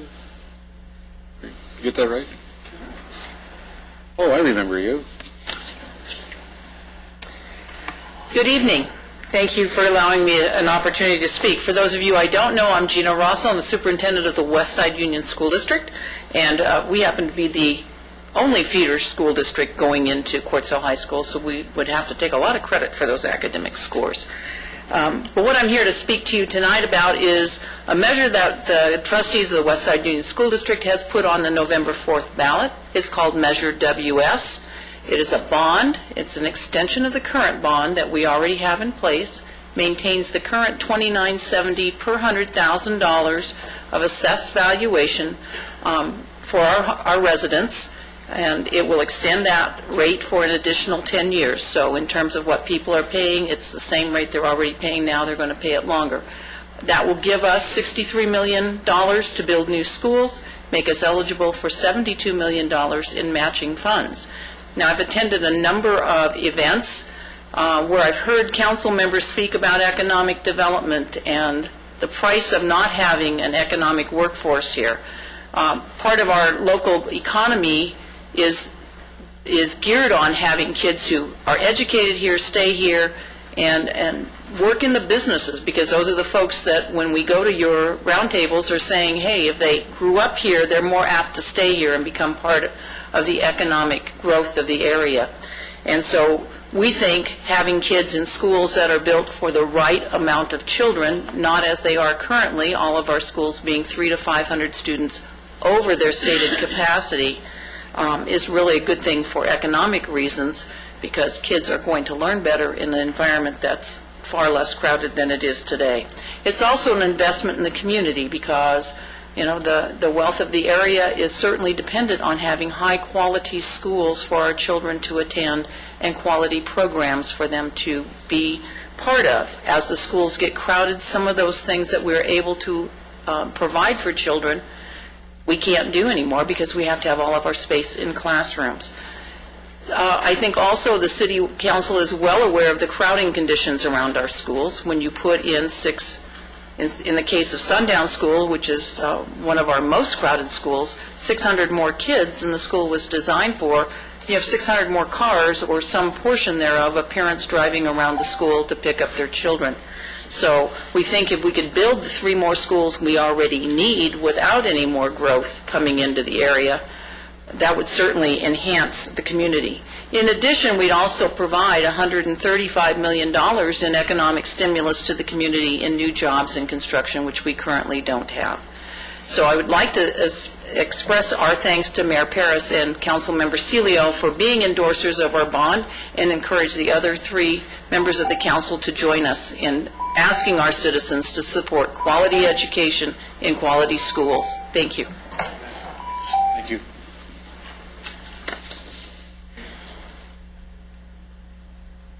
You haven't endorsed the bond yet?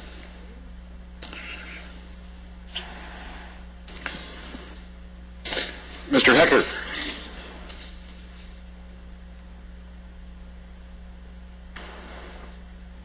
It's not too late, you know.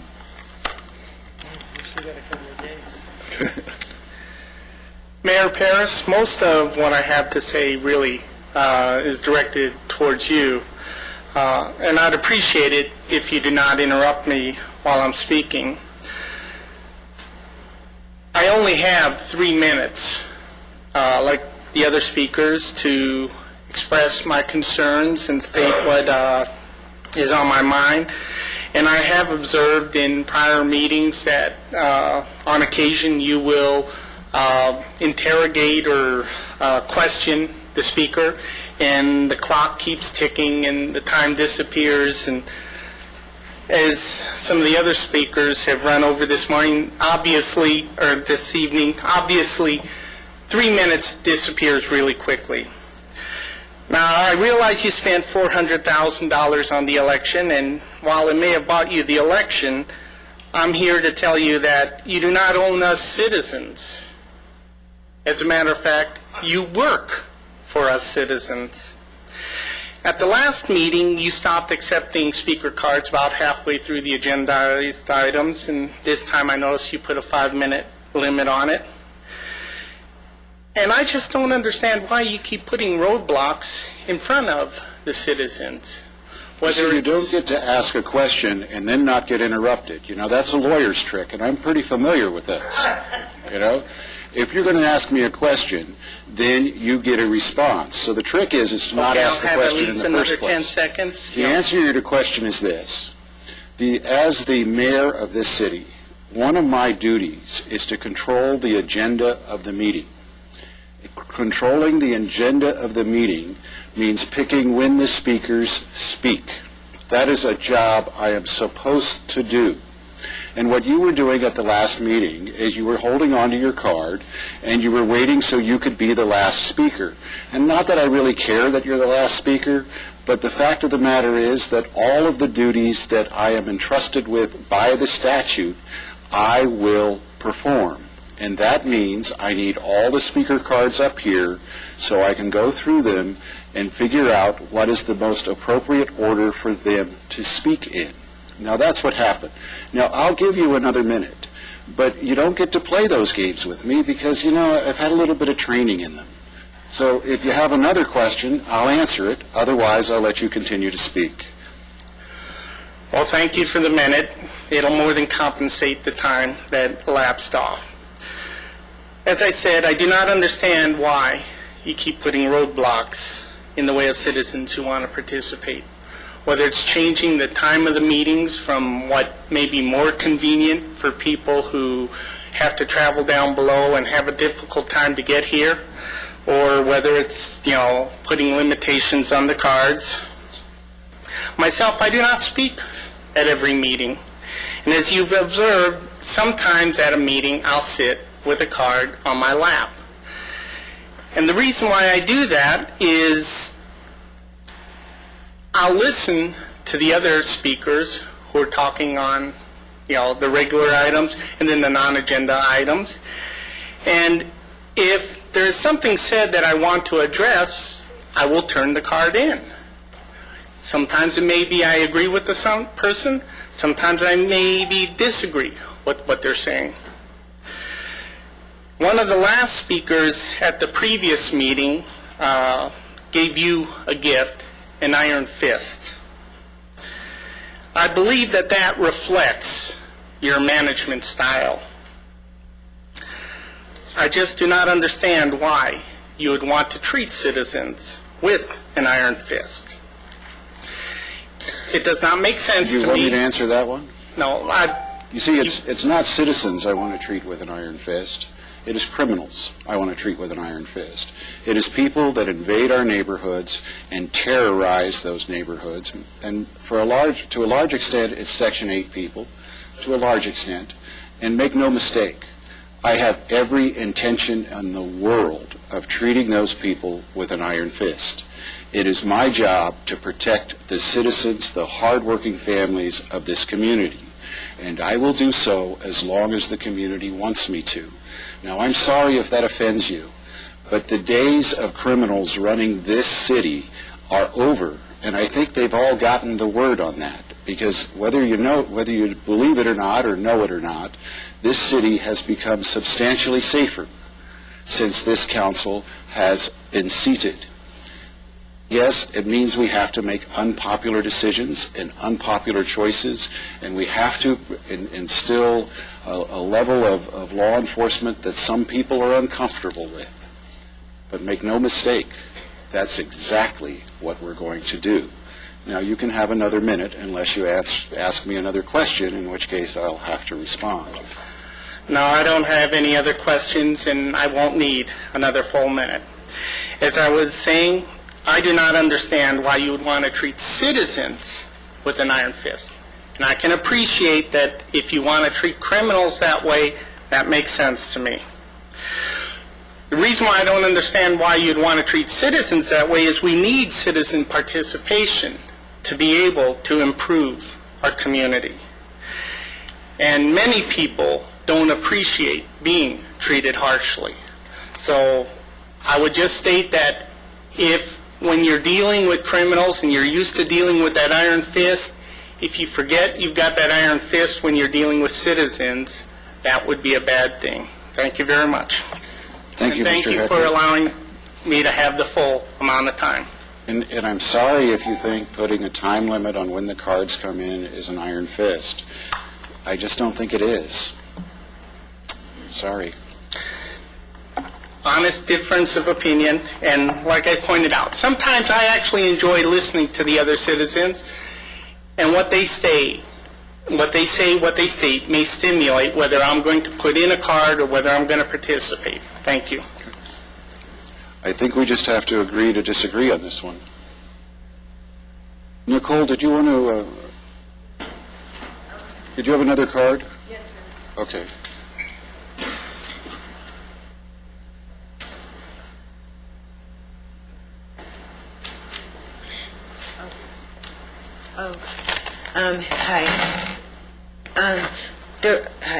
So this is public comment. So my comments, I have like 5 comments. One is, a couple weeks ago in Palmdale, there's actually this lady crying, and she was saying that what's the use of having a council if they don't look at protect the people, and so there's private and corporation businesses within the city. Sometimes they treat people abusive and disrespectful, and there's no, and you guys, I feel like should sort of, I think a lot of us sort of feel like you guys should protect this, because they'll basically almost beat you, and there's if you ask around enough, people will tell you that it doesn't matter, Walmart, wherever, and that's what she was saying, and that's what my report that I gave to him, that's what it was about. I can resubmit it, but that's what it was about, just as being a big brother.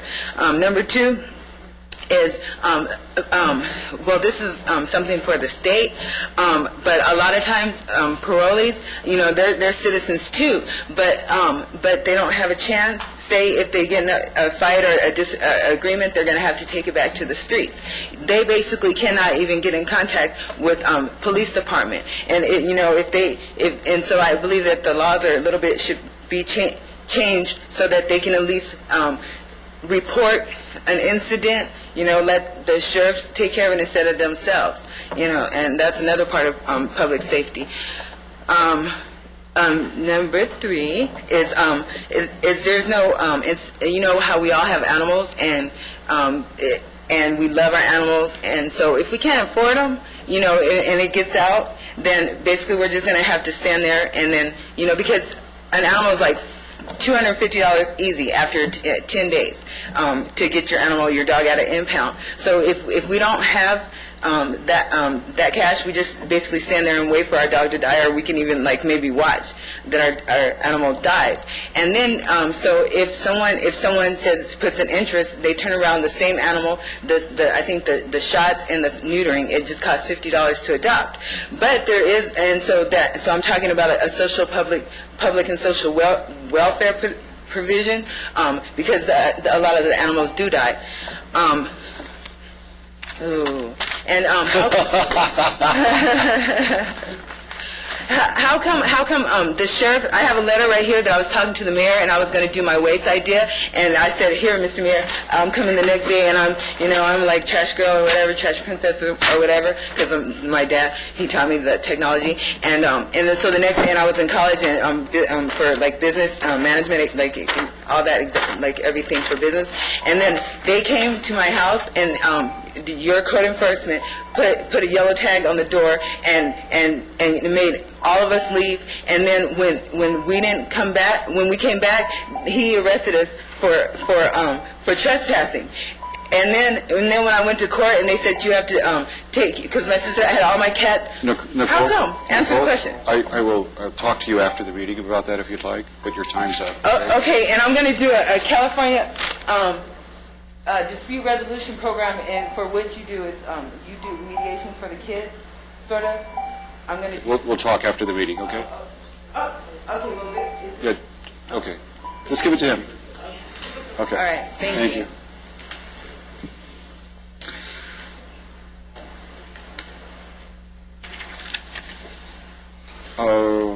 Mr. Paul.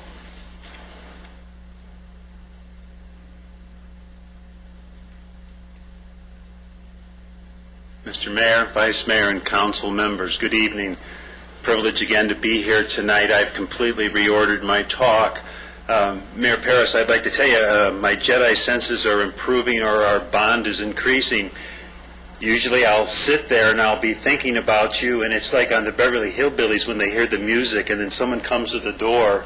there will come up one of your commercials on TV, and I really appreciate that. It's like quality time for us. The other day, also, I was sitting there on hold with Best Buy. You have my phone number. You can call. You don't have to wait for the commercial.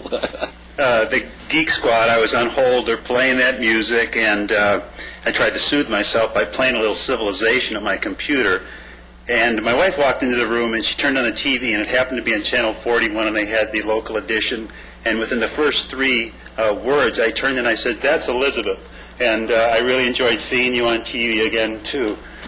You know, we have a great time here. Mayor, you're doing a great job. Councilman Cilio is the only one that's on the council in the past when I've come with the pit bull problems and the other nuisance violation. We used to have a home 2 doors down from us that was a girls' home, and I had pictures and you know, the ambulance and the fire truck, and everybody rolls, and they'd come 2-3 times a week instead of a month. And so I'm glad you're addressing that nuisance part, and the pit bulls as well. I just had one thought about that, and I watched this in our neighborhood when the paramedics come. You know, they always roll the fire truck, too, the big 33 hook and ladder, and sometimes it's just for a heart attack. And that's one area I think we could get some cost savings if we didn't have to roll the full complement every time. But that's probably beyond my understanding. The dogs, too. I was going to bring my dog in tonight, Bruce. He's a 130-pound Rottweiler, and I know our new ordinance is going to look at that, but Bruce is such a well-adjusted and tempered dog. I could set him in here. He'll just sit and look. And I was going to bring my son, one of my sons, 6 or 8-year-old, and if I just go like this, the dog will jump up and grab my arm, and he'll back you, and if you just sit and submit, he doesn't do anything. That's the temperament of a right dog. I know a little bit about handling dogs, but, you know, it's the people that we have to aim the ordinance at, and the dogs suffer, so I feel sorry for the pit bulls, but it's really the irresponsible owners, and the only way to get at them is to have a tough ordinance. So thanks for addressing that stuff. Thanks for keeping your sense of humor. Thanks for being here, and God bless y'all. Thank you. Thank you, Mr. Paul.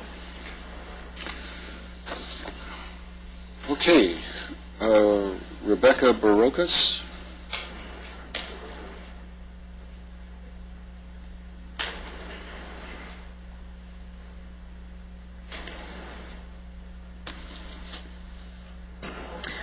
Good evening. I would like to talk about the changes proposed to the local animal control ordinance. I know a lot of responsible dog owners in the Antelope Valley. They own pit bulls, Rottweilers, and other dominant breeds, although I'm not sure what that actually means to the council. Well, I think some people put me in that category. I agree with the council when they speak about microchipping to positively identify dogs that are multiple offenders. I think that's a wonderful idea. I think identifying neighborhoods that have consistent dangerous dog problems is also a good idea. And I also think it's a good idea to identify specific animals that are causing multiple problems. These are all good first steps. But the focus, unfortunately, is becoming on the wrong end of the leash. It's not the dog itself, it's the owner. Any dog can be a vicious, dangerous dog. I use as an example my neighbor's Shih Tzus. I train dogs in the Antelope Valley, and I've been bitten 3 times, twice by the Shih Tzus. They just come at you and bite you. The owners are irresponsible. So what do we do then when we decide that a dog is dangerous? It was brought up by the council that you could take the dog away, and the person will just go get another dog. Maybe not through animal control, but probably through a free one ad, and there's really no way for the council to stop that. The focus needs to be on the owners, who have clearly demonstrated that they're unable or unwilling to control their dog or train their dog. One of the ways an owner can prove responsibility is that they can attend obedience classes and get some sort of certificate that proves that their dog has received a minimum amount of training. They can receive a CGC or Canine Good Citizenship Award from the AKC, which involves 10 items that proves that your dog is safe around other dogs, around strange people, and there are also other recognized temperament tests that are offered. I do have some concerns about animal control drafting an ordinance that people from the citizens from the area don't get to see. For example, Calgary, Canada had a similar problem to what you sound like we have here.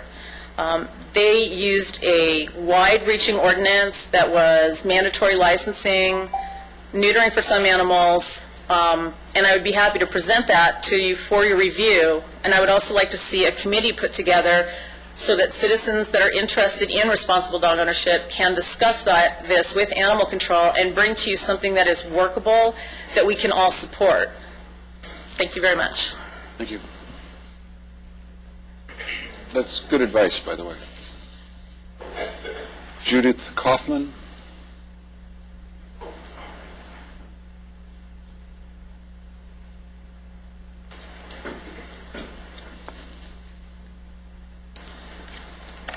I'll repeat a few things that she just said. You have a huge community in this valley of expert dog people. Could be a huge help to you in crafting any kind of an ordinance, any kind of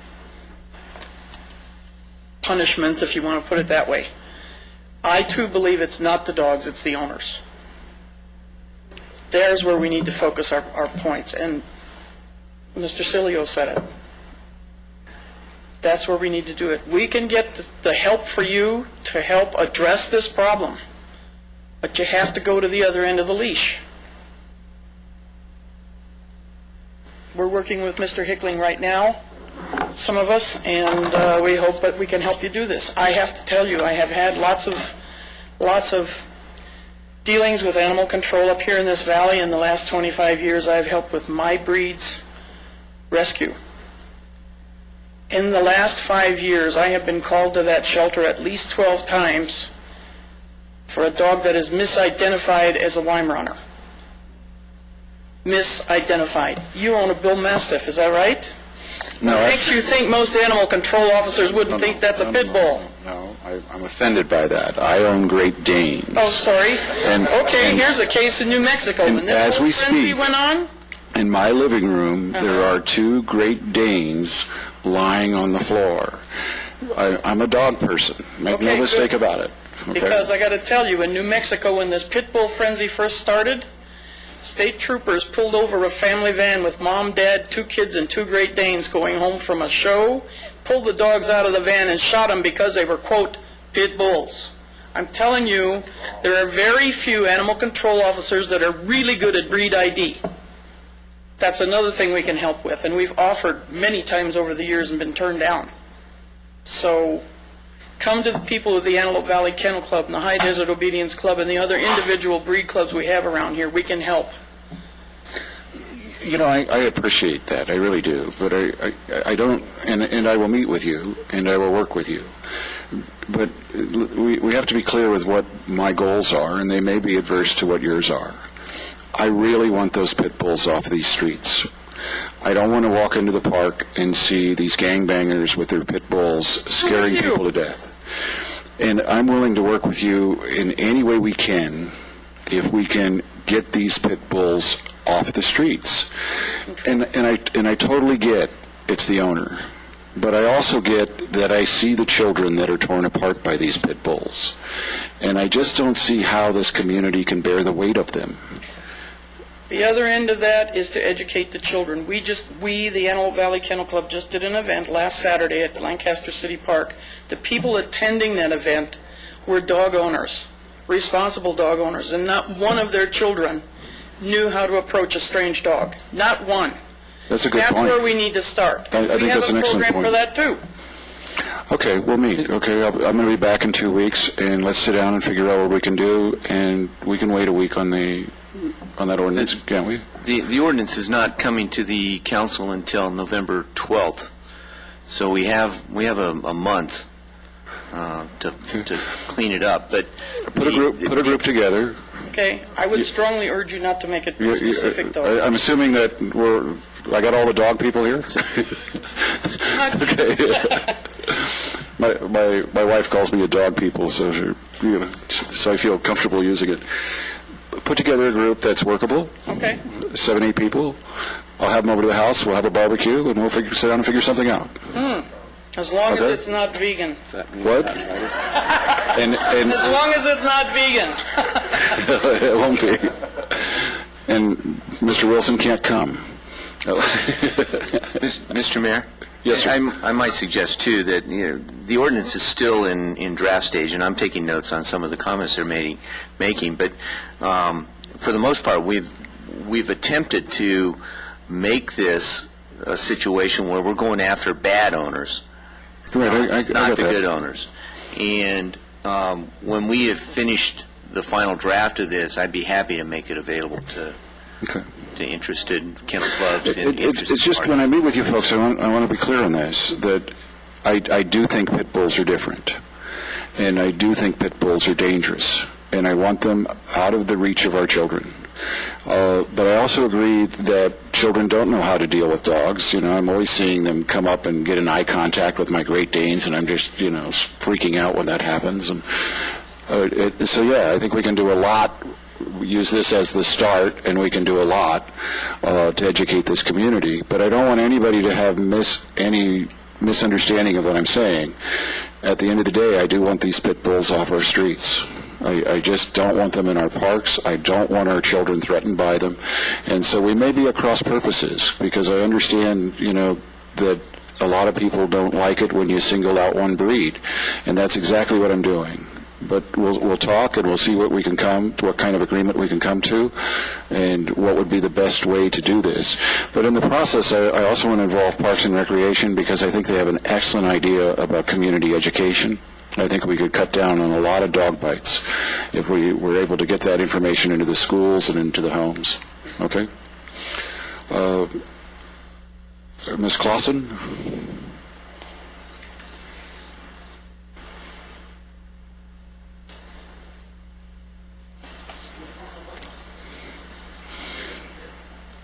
Hi, my name's Katie Clausen. This is Dannon. He is a canine good citizen, and he Did you is catch also... that hand signal? It was great, wasn't it? Did you get it with a hand signal? Oh, he That can was do good. all kinds of things. Anyways, the reason I'm here is because I very much disagree about banning pit bulls. I train all breeds of dogs. Some of my best clients are pit bulls. They're wonderful. They can be service dogs. They can be anything. My concern is with animal control, because animal control gets these dogs, they don't get adopted out, and a lot of these dogs are just waiting for a home, and they're wonderful dogs. When these pit bulls enter into the wrong society or the wrong people, then we have problems. But I can tell you, because I talk to a lot of the undesirable pit bull owners, and I work with them training their dogs, I can tell you, you get rid of the pit bulls, you're going to see mastiffs, you're going to see African boerboels, which I have worked with extensively with African boerboels, which are a huge mastiff breed. They are getting more and more popular. I am seeing more bull mastiffs. I am seeing more mastiff dogs. I am seeing more dominance aggression, and it's not just pit bulls. I get more problems, or I have more problems with Chihuahuas. They are worse than most pit bulls. Pit bulls are simple and easy to train. It starts with education. We need to get out there and educate the people, hold some free seminars, go into the neighborhoods where you see these problems, give these people some free education, give them some free product, give them some free neutering and spaying, because this is what's going to make the community work together. These people can't afford to do these things, and when the going gets tough, they just let the dog go. And then we have dogs that are out of control, roaming the streets. The worst dog in the world is an untrained dog. Dogs that are your protection dogs are trained. The minute you tell them to stop doing what they do, they stop immediately. It's the dogs that are fearful. They need training from 0 to 19 weeks of age, which is the most critical time for training, because if they don't get out there and get socialized, that's when they're going to start to do the things that dogs do. They become a dog. They need to be in the house. They need to be part of the family. So my proposal is that, like they were talking about, is it's not the pit bull. We need to come together as a group and as Lancaster City and help these people who have these dogs to understand how to train these dogs and to help them to get these dogs spayed and neutered and to help them do something positive with the dogs versus negative. Get them involved by all means. Give them an incentive to do this. Not just tell them what they have to do because, history repeats itself. When you tell somebody to do something, they're going to go the other way. But when you give them the opportunity to learn and you give them the things that they need, they will listen. I don't disagree with you. Okay. Thank you. Great dog. Dan Seaver?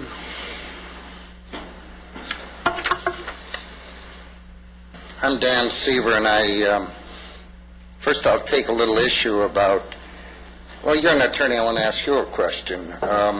What does have 4 legs and chases cats? Do you know that? It's Mrs. Katz and her lawyer in Beverly Hills. I'm sorry, I didn't hear you. I asked you, what has 4 legs and chases cats? Answer, Mrs. Katz and her Beverly Hills attorney. Anyway. Oh, was that a lawyer joke? No. But I want to salute you. My stepson goes to your RX Paris school. Well, they just named it that. I don't get to write. With respect to the issue, and by the way, I want to wish all of us a happy birthday to my good friend John Wooden, who's 98 years old today. UCLA, you've heard of him. Changed a lot of lives. He has. Yeah. God bless him. I was his ball boy in 1952.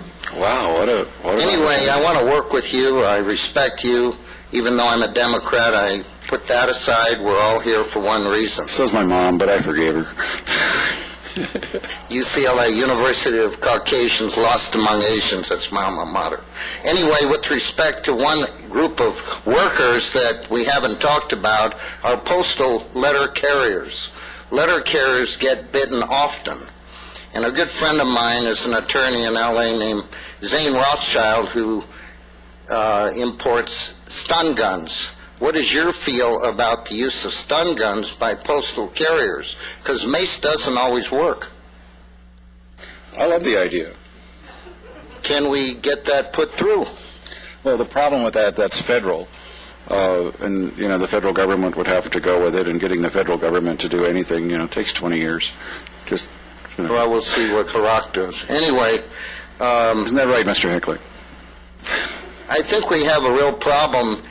I've worked with gangbangers in South Central. The problem are gangbangers from South Central, East LA, and Compton, who look upon this breed of dog, and I've had a very good pit bull a few years ago named Barney. They crop the ears, and I tell you, I really took offense with football player Michael Vick, who I believe belongs where he is. I don't care what he was worth. What he did was absolutely atrocious. With pit bulls. Pit bulls, by the way, Little Rascals was a pit bull. Remember also, if you look at the old RCA Victrola animal, that's a pit bull. So, again, I want to work with you. I want to give you my card. I salute you as a mayor. I think we do have to be heavy-handed with criminals. My wife's a Section 8 recipient because she's disabled. So we have to make a distinction between disabled people. And we do make that distinction. Right. But I'd love to work with you. I think we ought to bring Jim Brown out here. He works with gangbangers. And I know who will pay for the musical road. Ex-mayor and a good friend of mine from L.A., Richard Reardon. We'd like Richard Reardon to pay the $35,000? Absolutely. We'll do it. Have a good day. Okay, thanks. Are you Ralph's son? Yes, I am, and I'll take Mr. Reardon's number if you have it.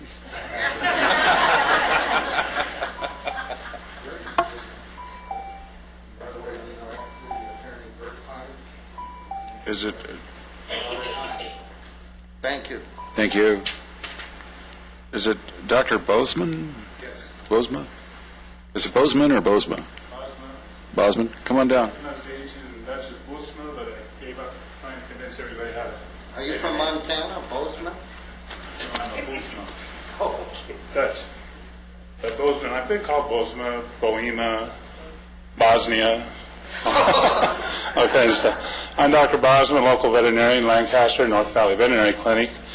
I have a special interest in behavior and been involved in the community, working with animal care and control. And a couple years ago, we tried to get a little Antelope Valley Animal Resources Coalition going, and we're looking potentially to revive that with Mr. Hinckley and such.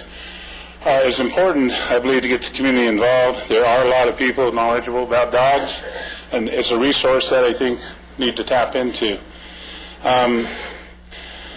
Behavior of dogs is its own unique issue. I agree that the problem's at the end of the leash with the people, and that means that whatever we do in the ordinance, we need to encourage training. An interesting concept might be even licensing people in order to be out on the street with their people. Some sort of, they go through some brief educational program. I think that's a wonderful idea. Unfortunately, Sacramento, in all their infinite wisdom, actually has an ordinance that says we have to treat all breeds the same. No, I'm not talking about that. I'm talking about all breeds, because there are other dogs that create problems, and it's not just pit bulls. I know your mission is pit bulls. Yes. I'd rather walk into the room with a pit bull any day than a Rottweiler. They read better. There are a lot of dogs that are very untrustworthy. If they don't speak to you, they're not interacting with you, they're actually more dangerous. So it's about teaching children and people to read dogs, how to avoid them. We have an educational system that we need to get maybe into a week or so, or volunteers can go in, and there's programs out there already by national groups to do education within the city schools. So that'd be very helpful. The main thing, I come to you with a couple of potential solutions. I don't know what your ordinance is reading, or if you're following a model ordinance at all, or you're just drafting it. The National Animal Interest Alliance has a model dog ordinance. There's some areas in there, I'll give you this. And there's some specific things that defining a dog as at risk or a dangerous dog. There's some draft legislation I worked on last year to help also at California state level define what's a dangerous dog, an at-risk dog, and even a vicious dog, and sanctions and things like that. So I'm glad to see that we're wanting to do something here locally. I think it needs to be more comprehensive than just on the one breed. Any dog is a dangerous dog. I stand by the most vicious dogs, and they can cause a lot of damage. Small kids, these smaller dogs, which are kind of forgotten about, 20, 30 pounds, do a lot of damage. At one time, morbidity and mortality reports, Dachshund for 3 years was on the #1 dog on the list for killing people. And our trusted St. Bernards years ago were on the same list for about 3 or 4 years as killing people. So any dog can appear on that list. I'll give this information to you, and I'd be willing to serve on any type of committee to help you find your ordinance. Just a little bit more reference to it, and give you some websites there.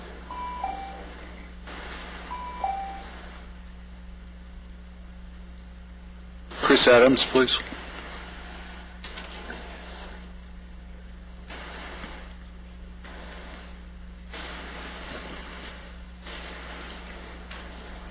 Good evening. Hi. Thank you, Mayor and council members, for allowing me to speak. Before you start, I'll give you more time, but I'm dying to know what the buttons mean. The button stands for no mandatory spay and neuter, and this one stands for no breed-specific legislation. Oh.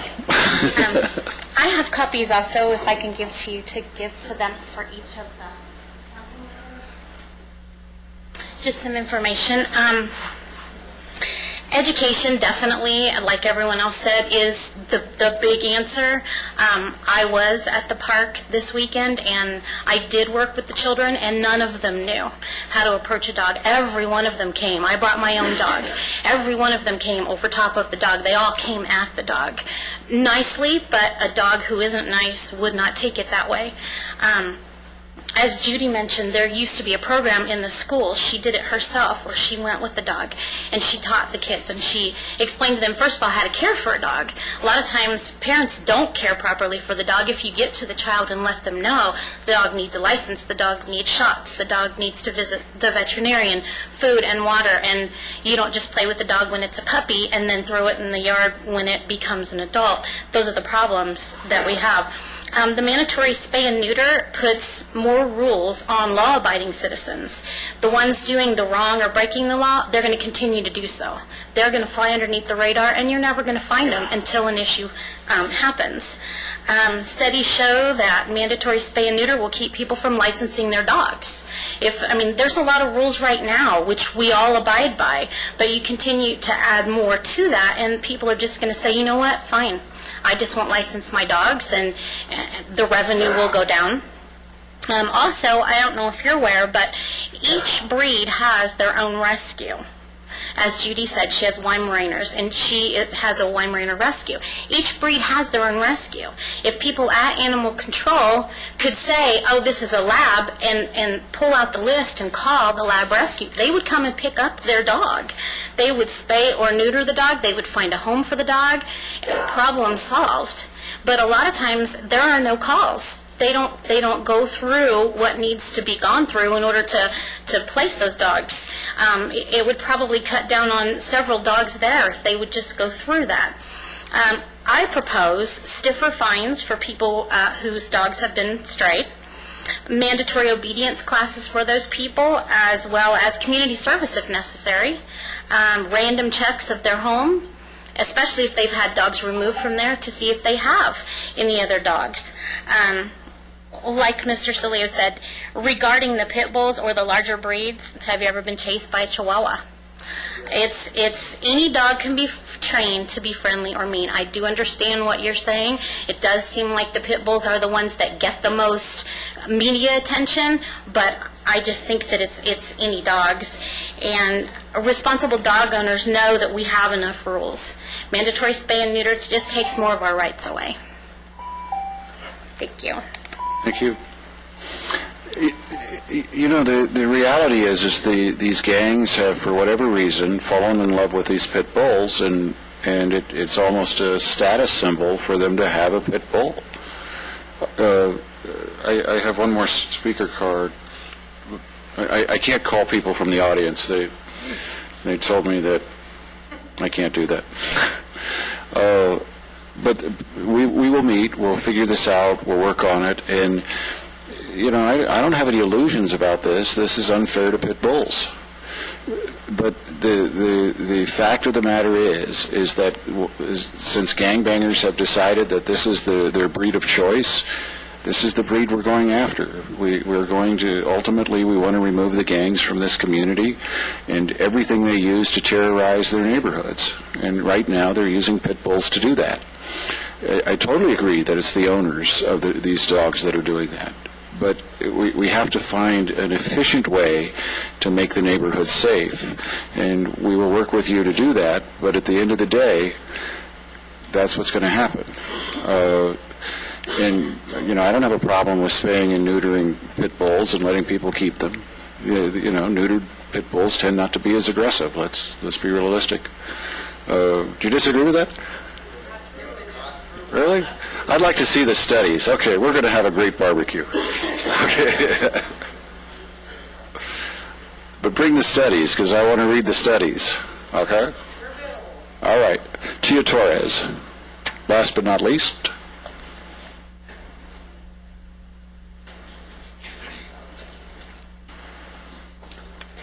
Hi, I run the largest pit bull rescue in the country, and I just happen to be 30 minutes south of here.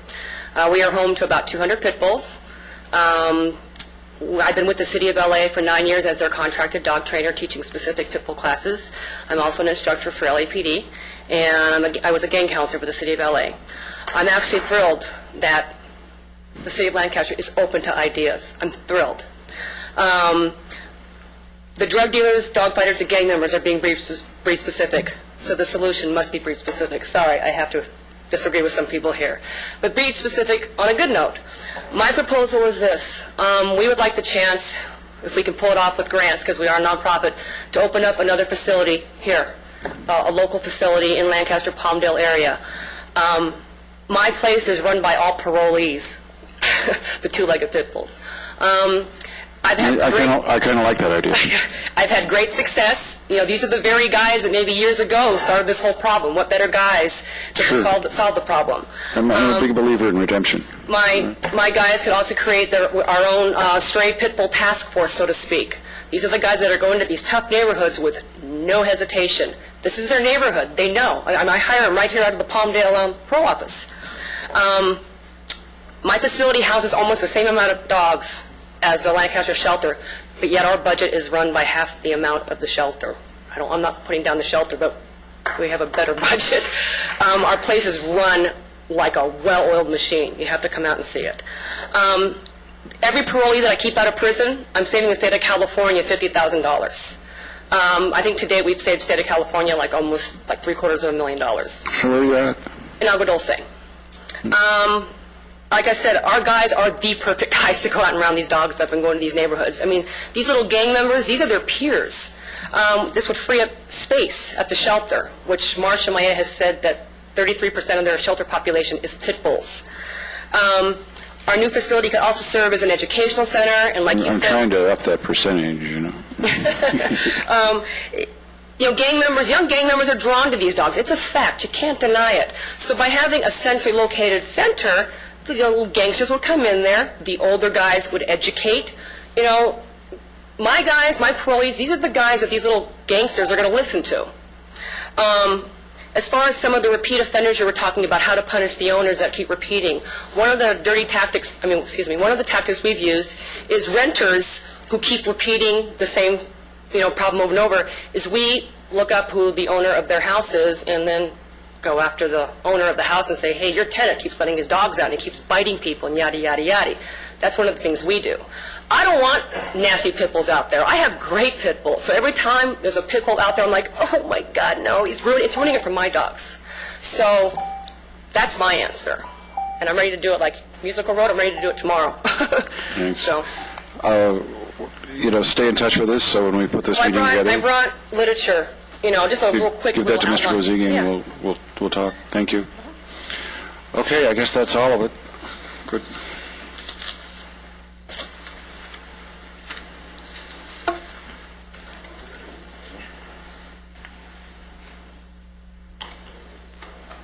Okay, we have CR1, the Vice Mayor. Yes, thank you, Mr. Mayor.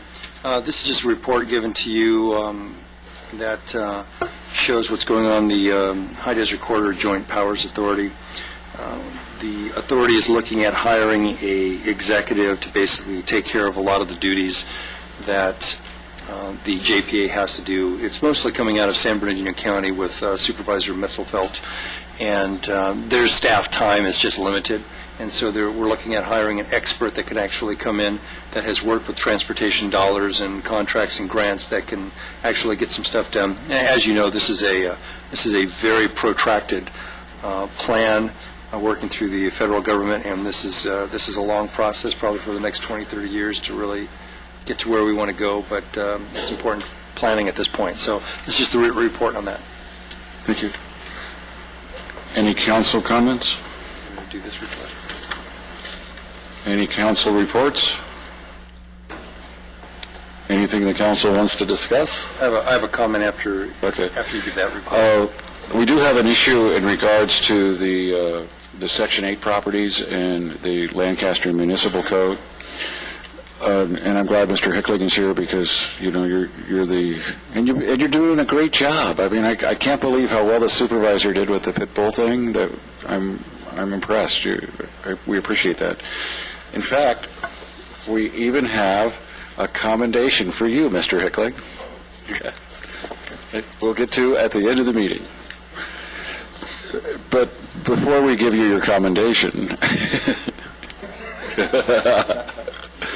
we have a concern In order for a Section 8 property to exist, they have to comply with all the ordinances and all the laws. Lancaster has a rental business license ordinance. The most current records we get from the Section 8 housing people and the Housing Authority is there's 1,300 of them plus identified do not have housing business licenses. We would like the supervisor's office to make the Housing Authority pull their authorization to rent. It violates the law. They're not in compliance. We should close down those 1,300 units, shouldn't we? City manager and I spoke tonight, and we're going to start working on it tomorrow morning. Okay. And I know the supervisor has been very, very supportive in our Section 8 efforts. Is there anything else I should add to this? Or you'd like to add, Mr. Bozigian? No, just that this is a lot of work, and Barbara Boswell and Monique Edwards in our finance department, I applaud them for going through and looking at this. Barbara did this, huh? Her staff. You don't pay them enough. That won't make the record. This is great work, because this is how we're going to deal with these problems, is with the numbers and with the statistics. So maybe we'll have 1,000 fewer Section 8 houses next month. Huh? Okay, thank you. All right, moving on. Yeah, Mr. Mayor, I have one item on council comments, if I could. Yes. You know, our citizens in this valley, like the rest of the nation, are under economic strain. I know there's lots of people that are losing their jobs and maybe losing their homes, too. And originally, our business license procedures were set up in such a way that we have a better grasp of what businesses we have out here in our community, and it wasn't just for revenue generation. What I'm finding now, and I've had a couple calls, a lot of these people that are out of work or trying to supplement maybe a job that they took a lower paying job, is doing some home businesses. Now, you have some honest citizens out there that if they're selling something, maybe they're making jewelry, which was one of their crafts, and they're selling some jewelry. Well, they're going out there and they're saying, well, you know, I'm an honest person. I got to go get a reseller's permit because I got to actually collect a little sales tax for this. And they maybe make $1,000 or $2,000 a year. Well, some of them have been hit from the consultant that we've actually hired and got a bill for about $700 and said, the U.S. is a business license plus a couple years back plus fines. I'd like us to look at amending our business license to allow some of these people in need, whether it's $1,000, $2,000, $3,000 per year, that the onus would be on them to prove it once MuniServ actually triggers the reseller's license, because these are people just trying to make ends meet. This is not who we're trying to target, and I'd like to see them be exempt in some way. And if I can get a consensus from the council, give staff direction to bring back some ideas on how we could do that. Any comments? So I don't hear any objections? No, I have a thought. Why can't we have an what is it, ombudsman? Never quite figured out how that word came into existence. But one of those guys, to actually take a look at situations where there should be a waiver because of either hardship or because it's in the city's best interest or something of that nature. In our ordinance, the director is empowered to do that, and in fact, Barbara Boswell in this case does look at those and does give waivers in situations like that. What Mr. Smith is referring to, I think we could investigate and look at putting in the ordinance as a threshold of if you're below this threshold in sales, we just don't even need to have a business license. Okay. We've talked about that, and I think actually it makes some sense, a lot of sense. Okay, can we revisit this then in 30 days? And yeah, certainly. See where we're at. Yeah, that's what we gave staff Actually, City Attorney, we would like 60 days to revisit that. Okay. Thank you. That's it, Mr. Mayor. Thank you. Thank you. We're taking the closed session off calendar. Okay.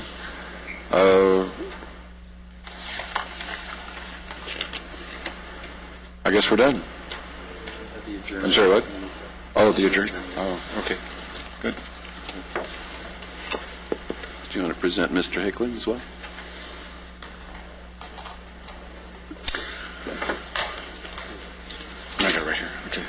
we're adjourning this meeting in memory of Howard Moorfield. Mr. Moorfield was a Lancaster Sheriff Station volunteer for the past 13 years. He was Volunteer of the Year in 1998 and received his 1,000-hour pin in the year 2000. Ladies and gentlemen, our next regular meeting of the City Council will be October 28th at 5 p.m. Thank you.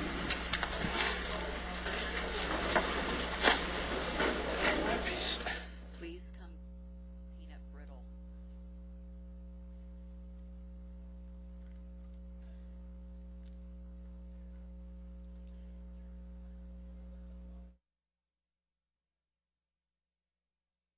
Kids to spread their wings and let their imaginations soar. Whether you meander through our charming downtown shops and restaurants or explore mile upon mile of scenic desert trails, you'll find it easy to leave your cares behind in a landscape that seems to go on forever. Into sports? Catch a pro baseball game at Clear Channel Stadium. Sign the kids up for soccer or softball tournaments at the finest facilities in the West. Or head out for an invigorating day of motocross. Businesses find Lancaster just as appealing.